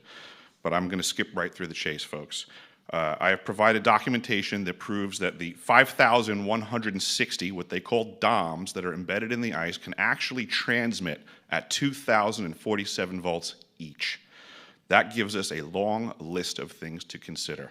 It is effectively a multifaceted directed energy weapons platform that I will list rapidly a few things that it can do.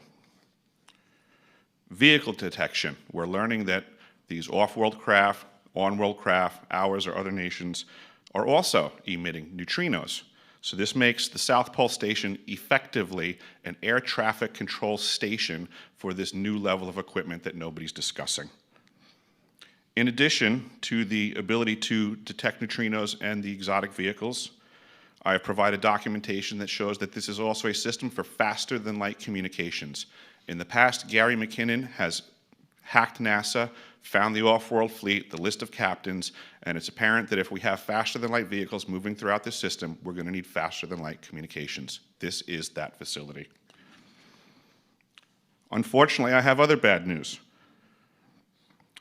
The season that I was there, 2010 to 2011, we converted from construction to operations and maintenance in both the elevated station and the detector array.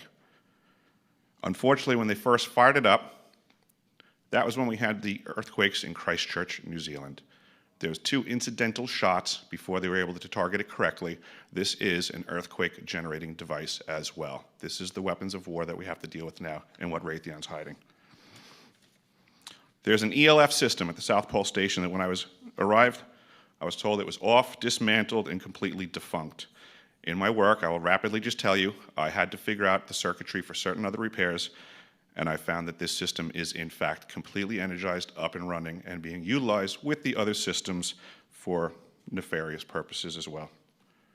The Atmospheric Research Observatory is in what we call the clean air sector. I witnessed myself a very powerful green laser shooting out of the top of this facility into the cosmos. This, I believe, is a secondary form of long-range communications and/or a defense system. I am not saying that we need to be scared of anything that's out there, but please understand the military-industrial complex is happy to invest all of your money in alleviating their fears. A question of power comes into play for all of these facilities that are present. I assure you, I knew what was going on, I knew the load demands of the facility, and all of these new items exceed the demand for the systems that I was presented.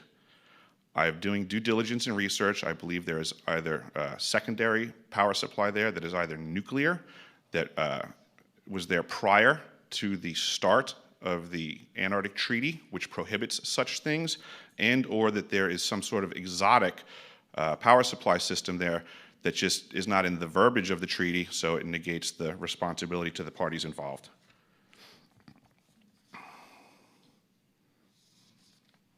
I think that pretty much covers it for time.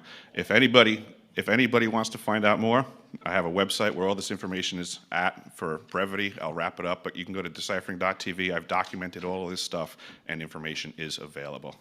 Awesome. Thank you.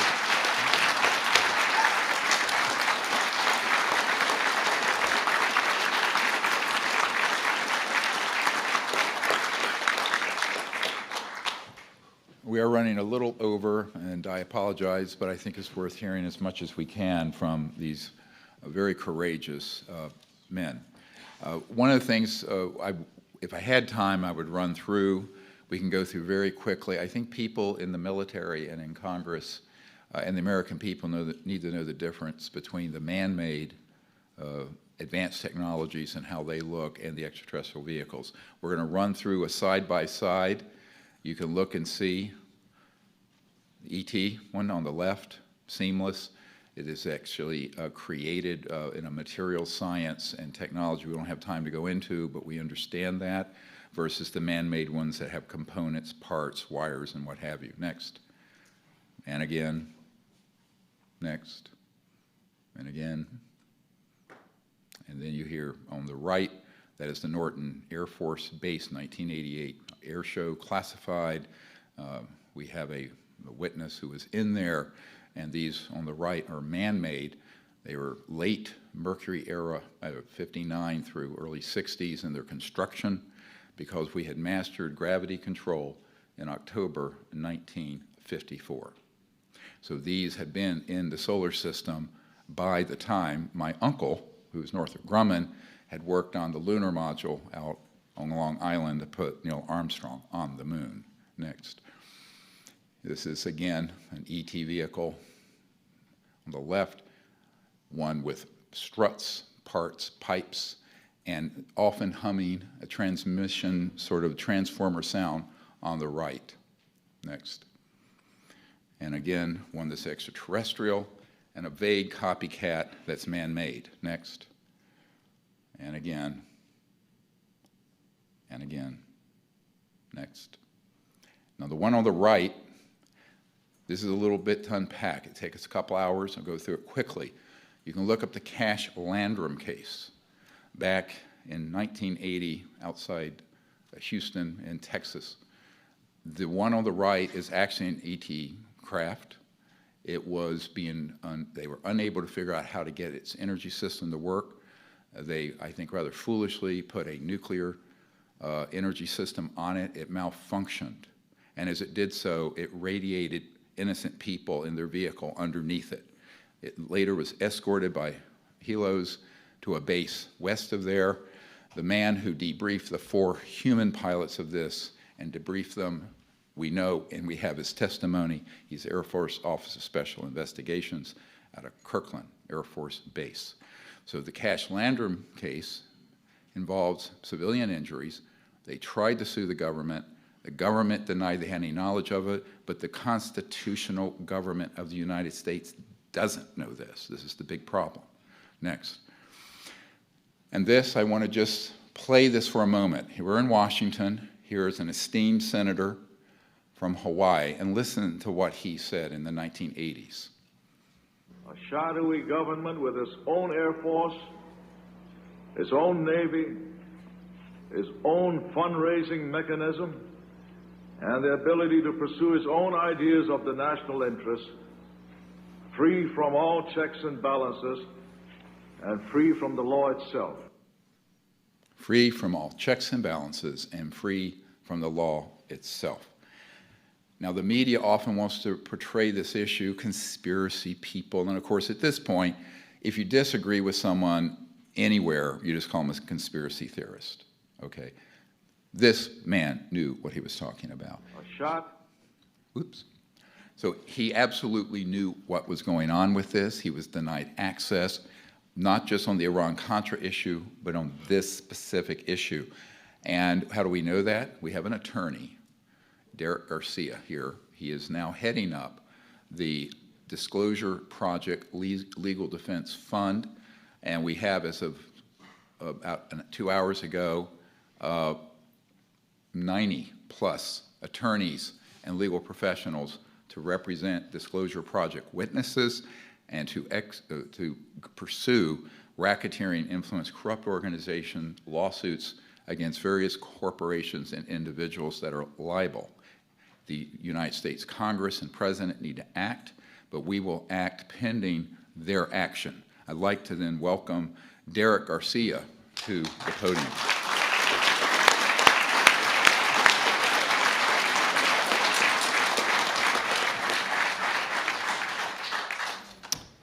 Good afternoon.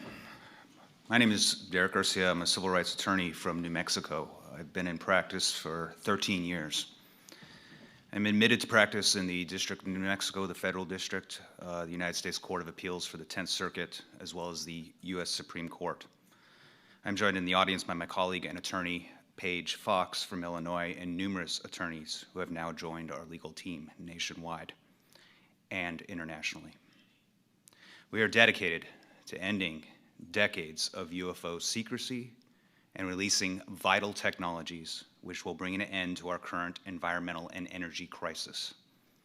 On May 23rd, we announced the creation of the Disclosure Project legal team over Dr. Greer's YouTube channel.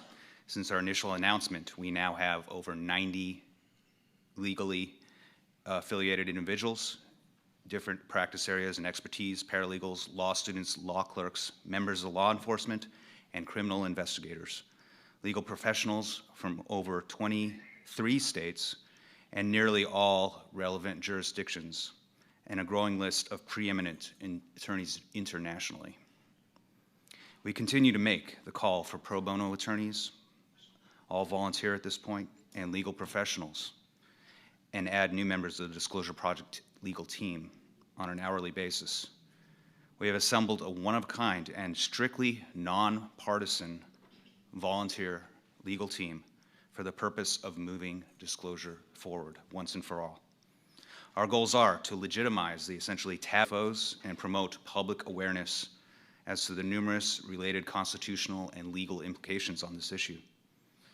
We wish to support the constitutional government in regaining full operational control over these secret, illegal, black budget, beyond black budget projects.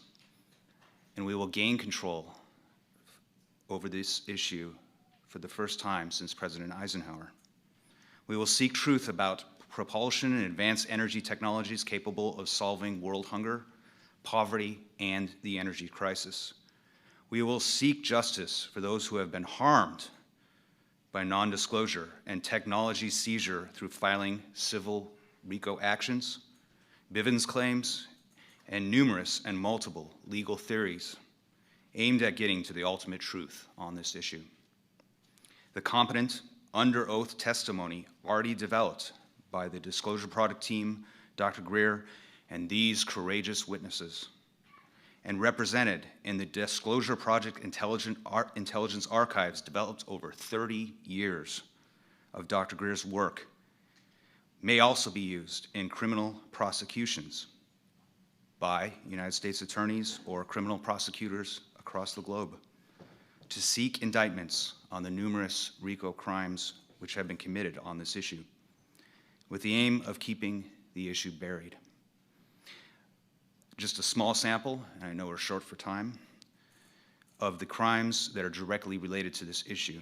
Disclosure Project witnesses and gathered intelligence has established the following major crimes: treason against the United States of America, murder, mass murder, torture, kidnapping and abduction, embezzlement of government funds, embezzlement of private funds, bank fraud, money laundering, illegal surveillance, insubordination and insurrection against the United States, false imprisonment, witness and whistleblower intimidation, theft of intellectual property, trespassing, burglary, framing of innocent people, government corruption, blackmail, bribery, and illegal use of the government and military property, and many, many more crimes. We hoped to support the civilian government, criminal prosecutors. Any evidence that we develop and continue to develop can be used for that purpose. My personal experience in coming to this issue was as a young intern for Senators Bingaman and Domenici in the summer of 2001 on Capitol Hill in Washington, D.C. The Disclosure Project press conference had just taken place on May 9th of 2001. During my internship, I distributed numerous copies of the Disclosure Project executive summary and briefing document and other written materials to various members of Congress and their staff, including direct submissions to leading members of the Senate in the underground subway system. Waiting in the hallway of the Hart Senate office building, I encountered a hero of our country, Senator Daniel Inouye, walking back from his office. I gave the senator a copy of the Disclosure Project executive summary and asked him if he had heard about the Disclosure Project and what he thought of UFOs, extraterrestrial intelligence, and the possibility of these intelligences actually visiting Earth. Senator Inouye responded by hand signaling me to follow him back to his private office. He shut the door of his private office. Senator Inouye said he dealt with the UFO issue extensively while he was chairman of the Senate Intelligence Committee in 1976. Senator Inouye confirmed that he had seen the May 9th, 2001 Disclosure Project press conference here at the National Press Club, and that the testimony provided by those courageous witnesses at the time was substantially accurate and correct, based on his direct experience and briefings on this subject. Senator Inouye confirmed that many UFOs and projects related to such represented genuine extraterrestrial vehicles, and that this issue, as portrayed by Dr. Stephen Greer and the 2001 Disclosure Project witnesses, was real, genuine, and absolutely not a hoax. I asked Senator Inouye if it was true that a secret, unacknowledged entity or control group operating illegally inside the United States government, internationally, and/or within the private sector among defense contractors and corporations had direct operational control of the UFO ETV issue.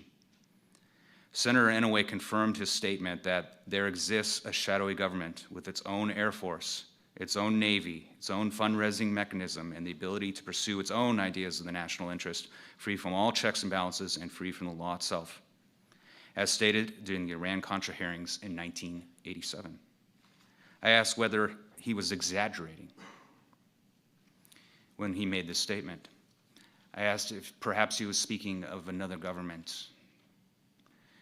I asked many questions that day, but he looked to me and he told me directly that he was not exaggerating, that the illegal shadow government did exist at the time he made his statement in 1987 and continued to exist in 2001 during our conversation, and that the entity had thus far escaped complete scrutiny, control, and oversight by the legally authorized and constitutional government of the United States. Further corroborating documents and details to my personal testimony on this issue is available in a signed affidavit that I have executed concerning what Senator Inouye told me directly. For members in the media, I can definitely get you an electronic copy. We encourage you to join our legal team by visiting our YouTube channel or the disclosure.legal@gmail.com. And we thank you and all those in our nation and worldwide who have volunteered their legal talents so far as we continue to develop a strategy and approach that will stand the test of time. Show up, suit up, stand up for the future of your country and for your world. Thank you. Thank you.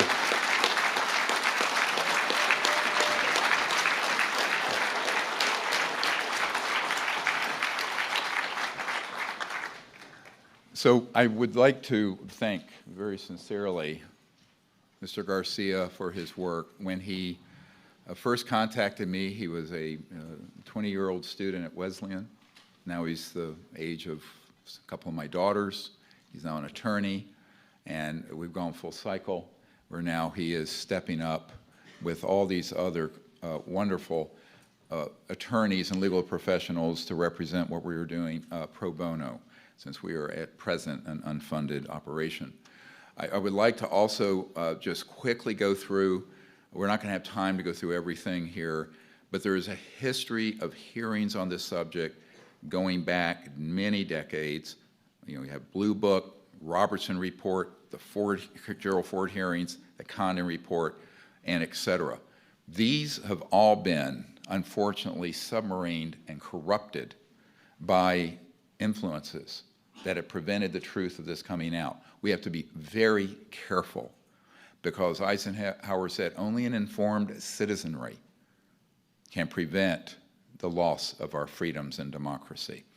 I would like to acknowledge how important, let's go through these signatures, the 16 members next of the Senate who have written for the Pentagon to pick up its pace and further fund the investigations. But they have to have watchdog external folks looking at that.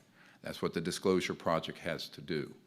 The also chairs and co-chair of the Senate Intelligence Committee have written to AARO with concerns about the feedback.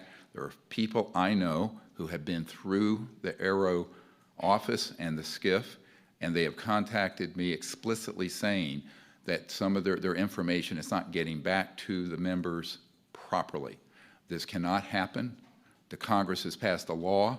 The Pentagon and this office must comply, and the people of the United States must insist that they comply with the law that has been passed. Next. We won't have time to go into this in depth. I just want to mention, I want to be extremely careful what I'm about to say, because it will be misconstrued by various folks out there. There are civilizations extremely advanced that are concerned with what we're doing. This station at the South Pole is a much later version of a man that I worked with for a number of years in the 90s who invented the neutrino light detector system on the satellites up in space. He knew then that these were being used, and this was in the 70s, to track, target, and destroy extraterrestrial assets in space and also around the Earth. Now, these civilizations, given their extremely advanced state, had they wished to punch back, they would have. However, they are inordinately peaceful, they are organized in a group, and we need to come forward as a people instead of looking at everything as a military threat and see that there's an opportunity here, and there has to be diplomacy and science and disclosure of the truth in order to avoid a catastrophe. My understanding is the technologies that are in these covert programs have become so advanced that at some point they could be a threat to these other worlds. As such, it puts our entire planet at risk because of the unchecked power and technology of the illegal secret government projects. This is a much graver national security threat than China, Russia, Iran, or anything the news media is currently covering. Next. I want to give you a call to action. All of you listening, the citizens of the world, not just the United States. If you know someone who is a government contractor, a government employee, military, what have you, who has information on this, please have them contact us at this email address. Please write your members of Congress. We live in a democracy still. You should write to your 2 senators and your representative and the President of the United States, expressing your concern and calling for open hearings. We need to network with our friends and families and get them to support this effort. You need, if you can, to contribute to our effort. I'm retired as a doctor, so, you know, I can't fund everything at this point like I had. If you can assist with the Energy Research Lab that we are proposing in the Lost Century, you'll see that, then please contact us. We have a $50 million funding need to stand up a open source energy lab. What does that mean? We would develop these zero-point energy technologies, and they would be released free of charge, open source, to the entire world so we can quickly solve the environmental and poverty problems we are facing.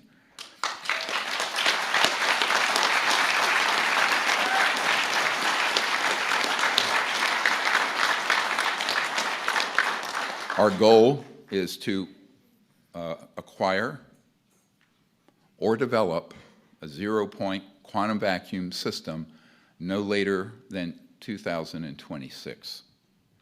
That's very fast. So we need your help. If you're a scientist who knows these technologies or in other capacities can help us, hoping we get funding, we will call on you to be part of this multi-centered lab. In other words, we would have this lab streamed continuously. All breakthroughs would be blockchain distributed in real time, and there would be other affiliated labs around the world working on this, so it could not be invaded and shut down in one place. Next. And in wrapping up, I'd like to share something that I learned from Colonel Philip Corso prior to his death when I was involved, and he came forward, as you all know, wrote the day after Roswell. He had been involved in some of the technology transfer, and he had an experience out at the White Sands missile range back in the 50s.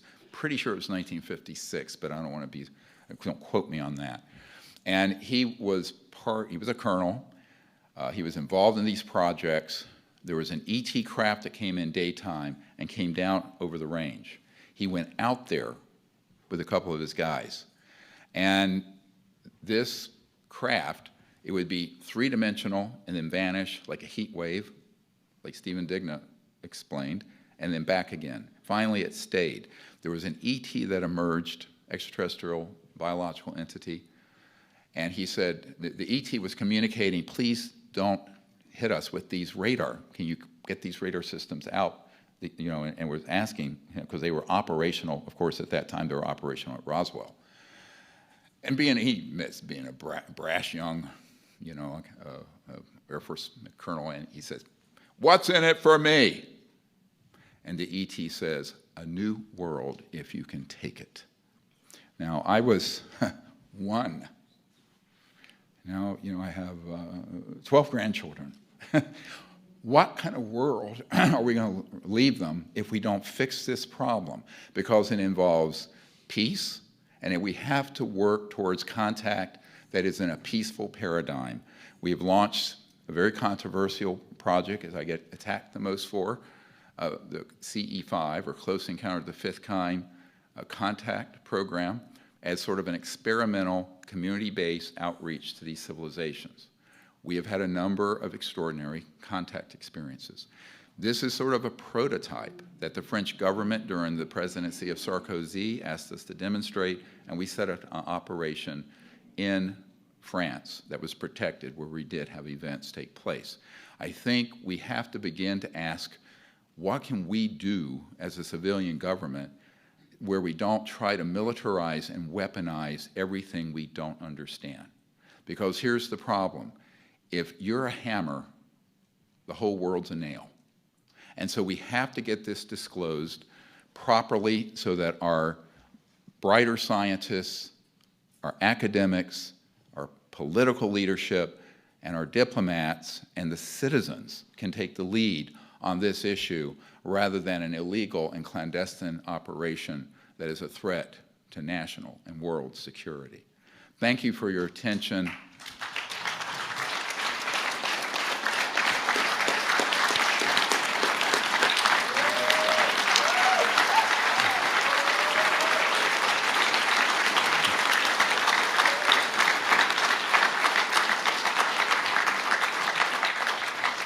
I am told we have to be out of here at 5. We've gone over about an hour, and I apologize for that. But if there are any members of the press here that have a question, you can ask them, and we'll be happy to answer them briefly. Any members of the media? Yes.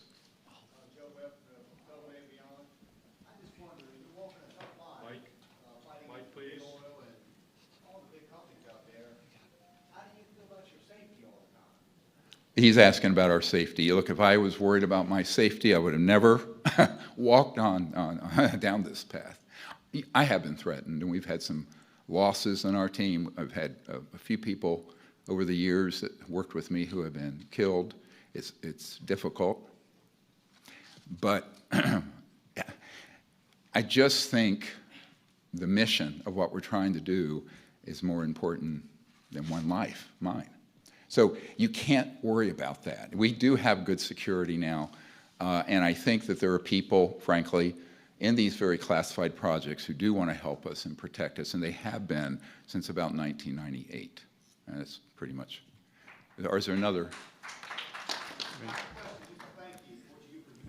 Oh, you're welcome.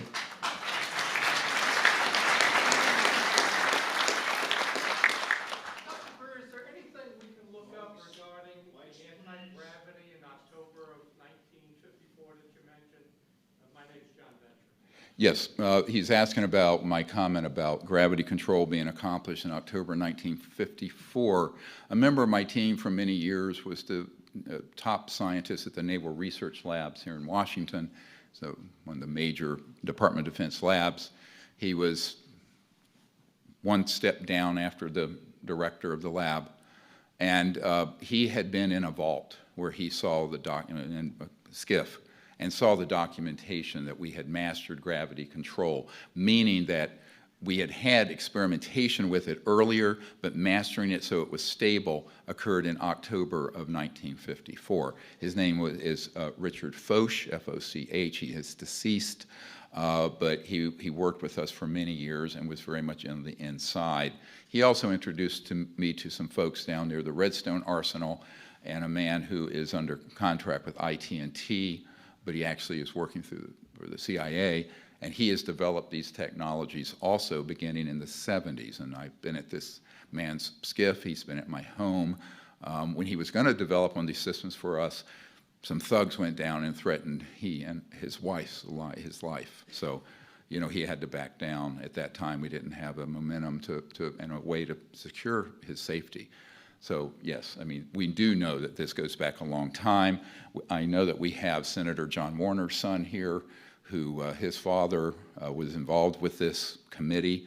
It's the majority Joint Intelligence Committee, along with George H.W. Bush, who was the one who told Clinton to back down off of looking into this.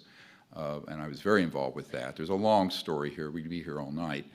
But we do know that Paul Mellon, the grandfather of John Warner IV, who is here today, went over and retrieved a German disc at the end of World War II that was their prototype to develop a so-called anti-gravity electromagnetic gravitic system, but it wasn't fully operational by the time the war ended.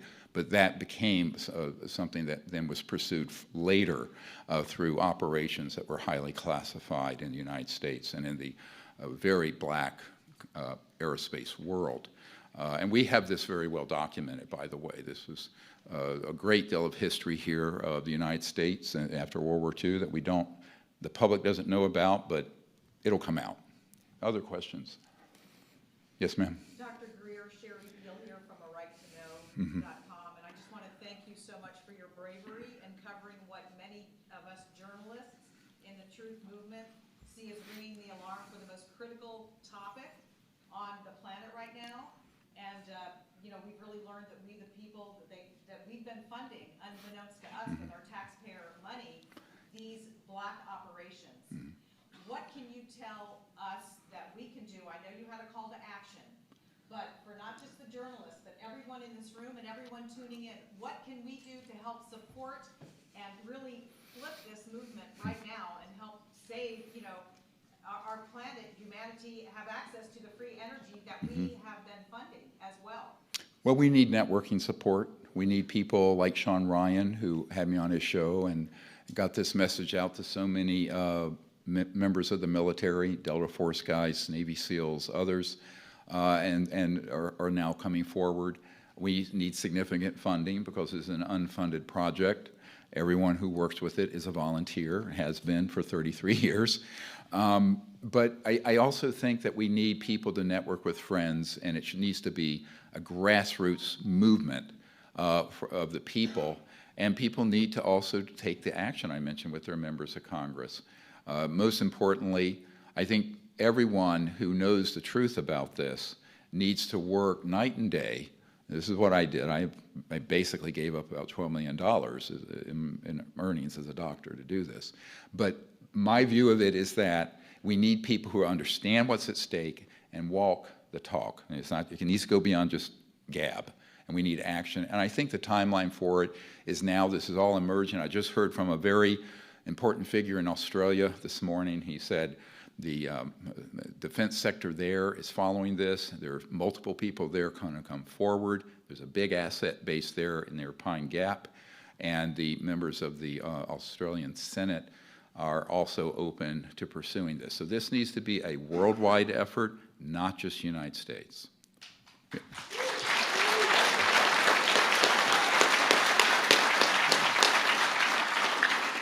Yes, ma'am. Paula Sterry here, Third Face of Moon. I'm just curious to know if the witness list that you rolled earlier with their accounts, if that's actually available anywhere for us to look at? Yes, all of this is available, assuming we can get it to you. That can be emailed to you, the redacted one. Obviously, the unredacted one is very sensitive. I am not going to disclose the names of the hundreds of men and women who want to not be disclosed publicly. Now, it's very courageous of these guys to do it. I know what it's like to be put in the crosshairs of this subject and ridiculed and defamed for 30 years. So these are very courageous people, but that list you can actually receive as well as the entire facilities list. Now, the facilities list just gives you a location, doesn't tell you quite everything that's there. It gives you a little bit of a little blurb. But it's what we can provide at this point. Again, remember, any requests like this are being fulfilled by volunteers who have day jobs and lives. So be patient with your requests, and please communicate that to our staff or our email address that I provided. Yes, other? Yeah, over here. Yes. Who are these C-suite or henchmen for this ISG, just so we can be aware of who we're dealing with? The illegal secret government. Well, look, I know a number. I've actually met with a few of them over the years. He's deceased now, General Stubblebine, offered me $2 billion not to do what I'm doing in 1992. There were witnesses to this.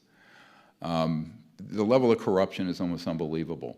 We do have a man who's this former chairman of a major Fortune 100 company who wants to come forward, but he and his family have been threatened in the last month.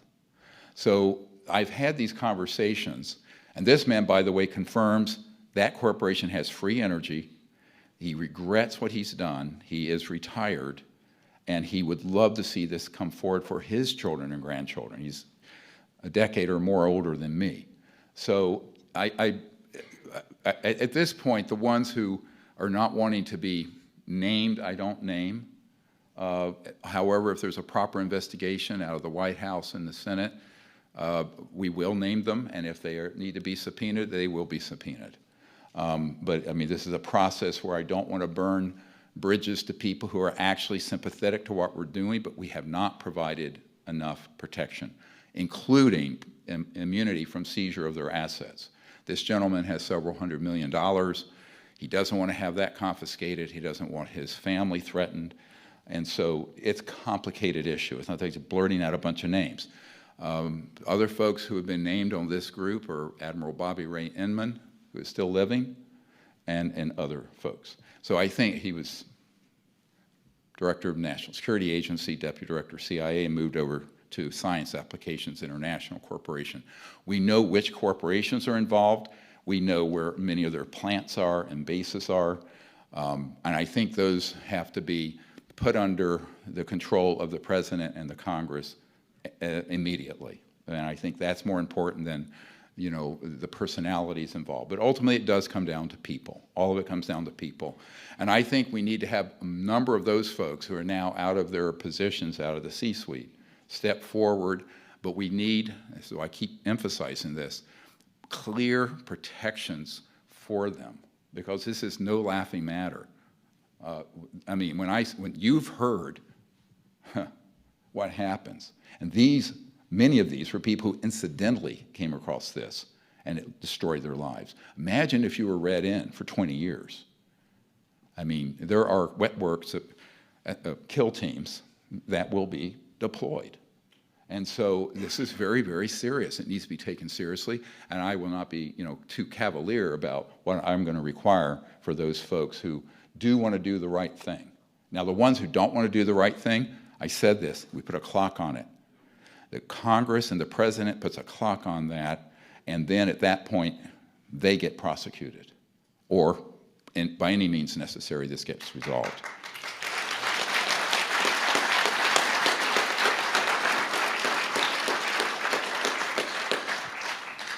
Yes. Dr. Greer, can you give any, I'm over here. I see, yeah. Gavin McClellan. Sorry, can Mike. you give any clarification on the Van Allen radiation belts?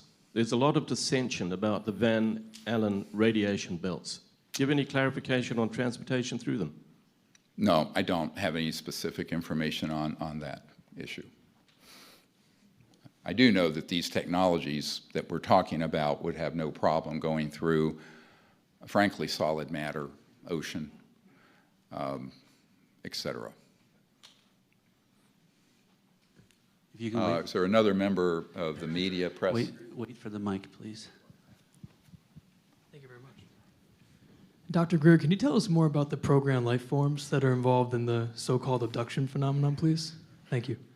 Yes, well, those, you know, they've been around for a very long time. As you know from our Air Force Office of Special Investigations witness who appeared in Unacknowledged, that document in 2017, in the early days, and I actually have met with people on the tactical teams from the good old days where they would have people who were short or looked whatever, and there was stagecraft like a Disney set, and they would be on these electrogravitic devices using various chemicals and what have you to abduct people. The purpose for that is to present a false threat from space. This is what Wernher von Braun, who invented the rocket for Germany in World War II, told Carol Rosin on his deathbed and begged her to try to prevent the weaponization of space, and et cetera. He knew this was going on in 1974 when he made that warning, and you can see her testimony in the Disclosure Project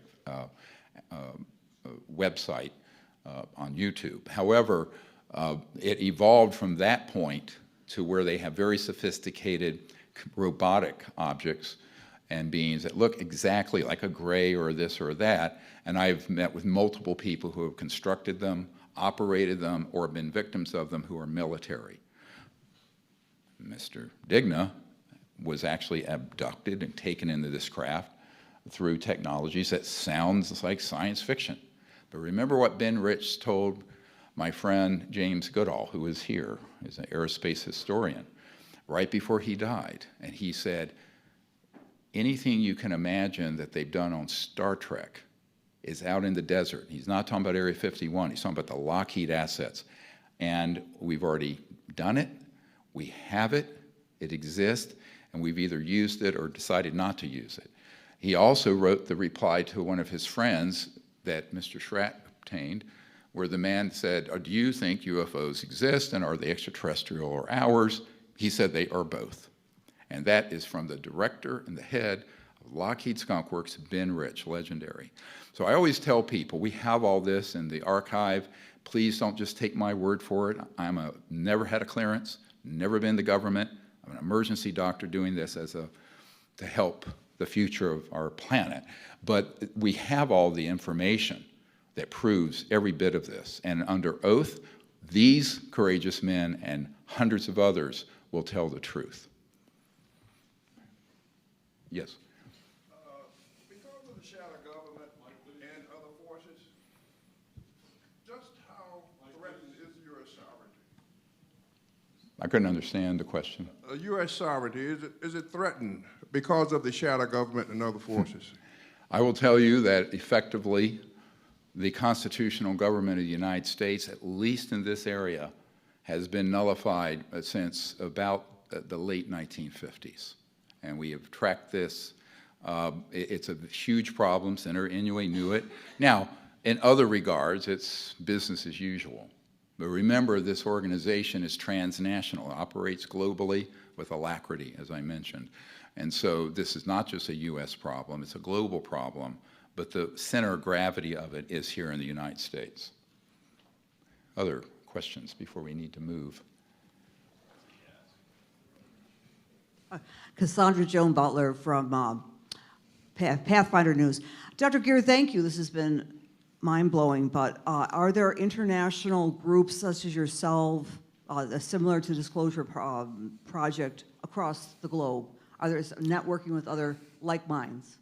Well, yes, we have people involved with what we're doing in various other countries, including Russia in their space program and other places. We recently obtained the testimony of a Russian general that back in the Soviet era, where an extraterrestrial vehicle and beings put some of the people at an intercontinental ballistic missile site kind of in stasis so they could go in and fixed an overheating missile that wasn't being detected that could have blown up and it could have triggered World War III. Now, I will tell you, there are a number of incidences that involve nuclear sites, weapon storage areas, et cetera, where there have been, and power plants, where there have been ET craft, because there's energy being given off from those systems that are beyond the electromagnetic pulse spectrum that Dr. Zohari, who was here this weekend, who's a physicist, described in the scalar range. So I think that the interstellar civilizations, these extraterrestrial civilizations, have a profound concern because those could be a threat to them, those energy forms, but they know it's a threat existential to the Earth. I actually honestly believe these civilizations regard the Earth as precious, that humanity is filled with promise, and I think they have been trying to warn us and keep us from going down the path of either geophysical disaster or war that would be using these sort of weapons. The most dangerous weapons are unacknowledged. They're not the nuclear ones. They're the ones that Mr. Hecker is talking about and others, and we have a great deal of information on that. I have folks who worked for the NSA and also Raytheon who have used some of those in horrific ways to trigger deliberately earthquakes and other problems. So this is something that is very serious, and it has to be gotten under control. When I say that these projects need to get under supervision and control by some sane folks who aren't sociopaths, it has to happen fairly quickly at this point. Yes.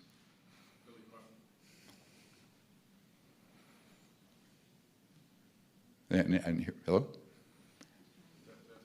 Oh. Billy Carson, Forbidden Knowledge TV. Hey there, coming in loud and clear, buddy. I'm in.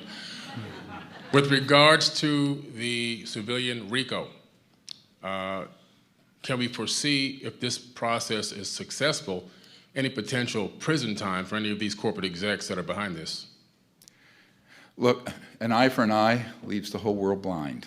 I think what we want to do first is to gain their cooperation with the effort.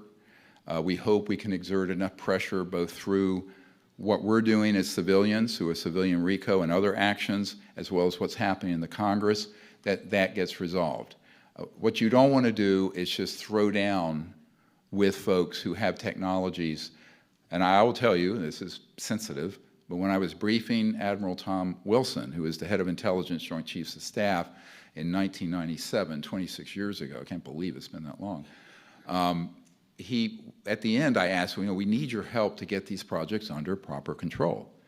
And he says, well, does the Secretary of Defense, I can't do it without his, and he's not giving me that order. He says, what about the President? I said, no, the President has been waived off. This is Bill Clinton, and I know exactly how that happened. Because I was very involved with Lawrence Rockefeller and all the Clinton issue. So the question becomes very quickly, and he said to me, how would we take on a group who have technologies 1,000 years beyond what I know we have, which is the best thing I can deploy is a B-2 stealth bomber. So this is a very serious issue strategically. How do you approach this? Now, the constitutional government of the United States has the rule of law, and I think if it's disclosed properly, the support of the populace and the people, and the rank and file. And I want to point out, virtually all of the Disclosure Project witnesses, except some of these few that are very much at the top, were just obeying orders. They were at a site, they were Delta Force, or a Navy SEAL, or what have you. They didn't know that the management of it had escaped constitutional control. And I didn't know that until 1993. And that was, of course, my coming of age when I realized, my God, the president and the director of the CIA are being denied access, and then multiple senators and congressmen that I met with privately. So I think that what we want to do is resolve this in a peaceful, legal fashion, and we do not want to just go straight to, you know, DEFCON 1, right? We don't want to go to that. So I think we need to do that in the next 6 months, however. The information I have, I don't want to go further than that, is that a clock has been placed on this. It must be resolved within this year, early next year, and then things are going to deteriorate significantly. Who in Congress is supporting you? Who could you name? You know, I don't want to really go into, I mean, let them speak for themselves. When I take meetings, I take them, if they're confidential, they're confidential. I'm not important in this. It's not supporting me. You know, I'm 68. I was 34 when I started on this path. I've doubled my age. I'm not going to live another 30 years probably. So, you know, my point is I want to be a means to get the intelligence, the information, put the coalition together to move this forward.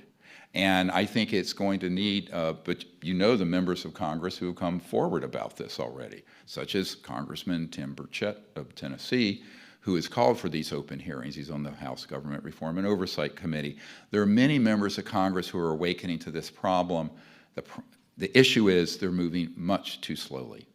You need to contact these members of Congress and also the White House and the Office of the President and say this needs to be dealt with expeditiously because they now have in their possession the entire Disclosure Project intelligence archive. And what I have to say about that is no more excuses. No more excuses. They have everything they need.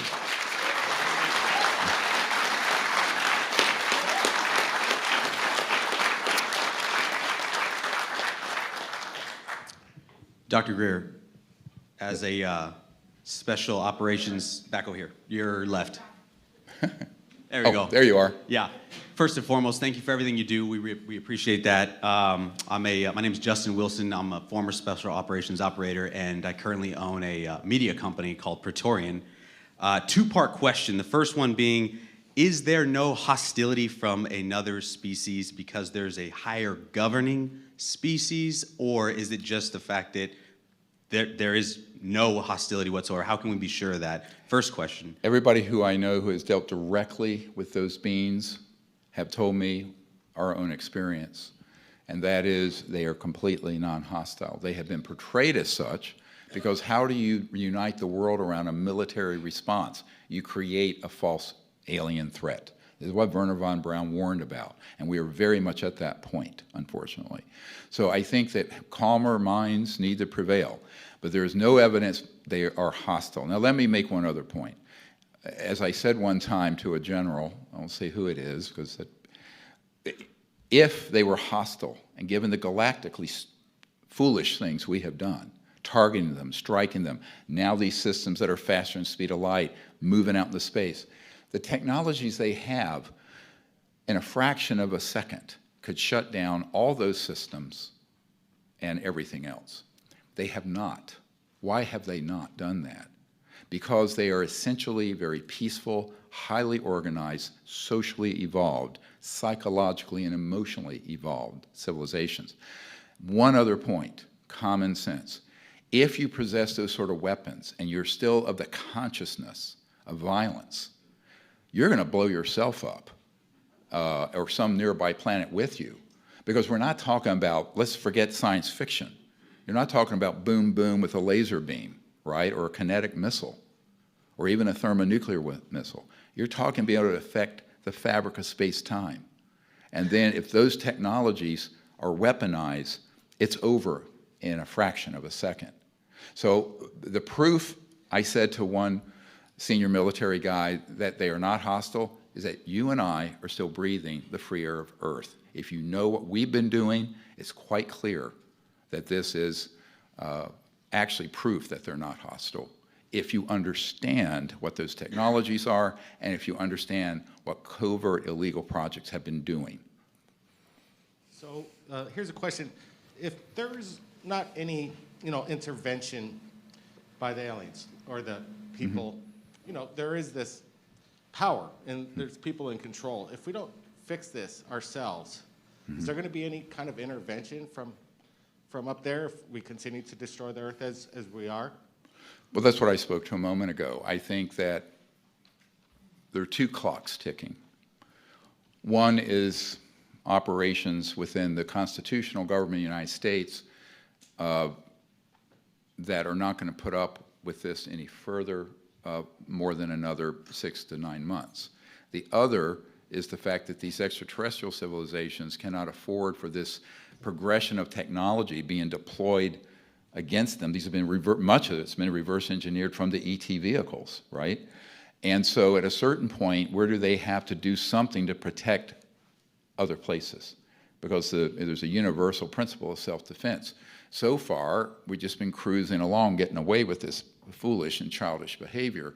But I can't give you a timeline on that, but I think that, I honestly, from what I've heard from very senior intelligence sources inside the so-called illegal operations, is that it's thought that it would not be able to go on beyond 2026. So maybe within 3 years. Yes? What do you anticipate will be the response from governments and military people when they learn they've been lied? Well, I think that at first there's denial, shock. It's like the stages of death, frankly. But I know the people that I've been with in the last year and a half and providing this information, which they've then confirmed, it has been an existential crisis for them psychologically, organizationally, et cetera. I won't say who I've been doing this with, but it is traumatic. One of the chief folks, he started working with us on this. He asked me to give them everything we had. I did. Very senior intelligence person. And, he had 2 Black Hawks over his house, shaking his house with his kids in it the next day, with just hovering there, very threatening. This is a very courageous man, a hero of the country who is unnamed. But what I'm saying is that it's going to be a process because there's so much to know, and it's so shocking.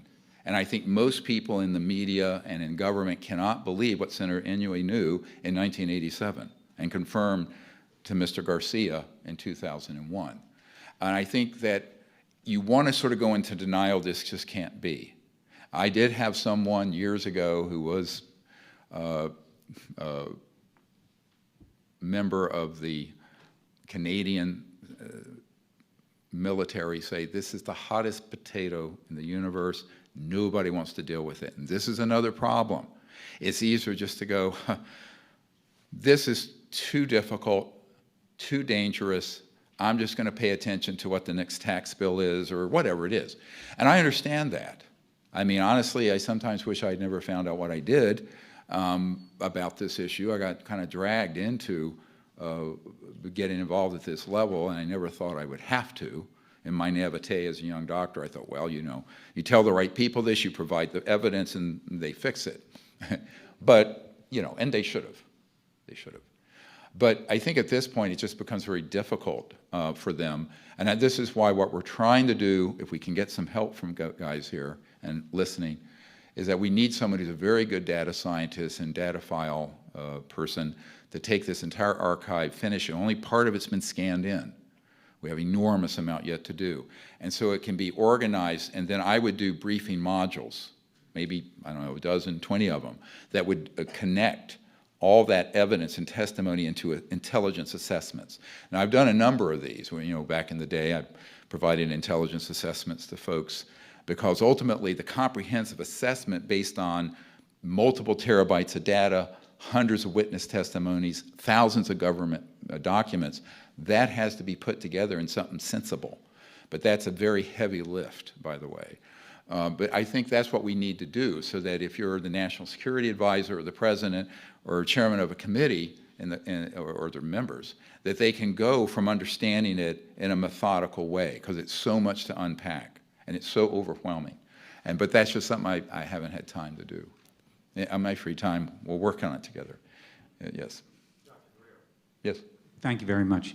I understand your proposition of benevolence. I'd like to follow up a little bit what the gentleman over there said about hostile intention, one of intention of our EBs.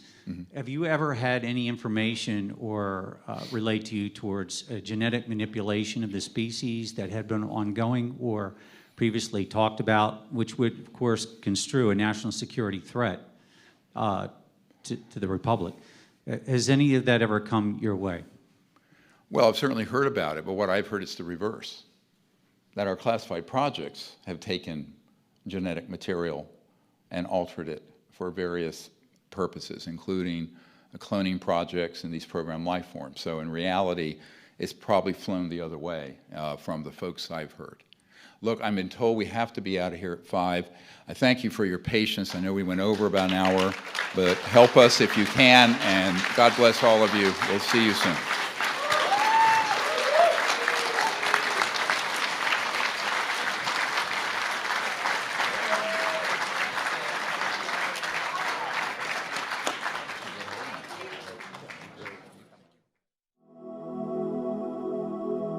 We'd like to ask for your input. Share your opinion and expertise with us in the comments after watching the video. If you're a subscriber, you'll always get a heart from us as a small thank you, and we'll pin your important post to the top where everyone will read it first. Just make sure you've already subscribed, like the video, and mention both at the beginning of your comment.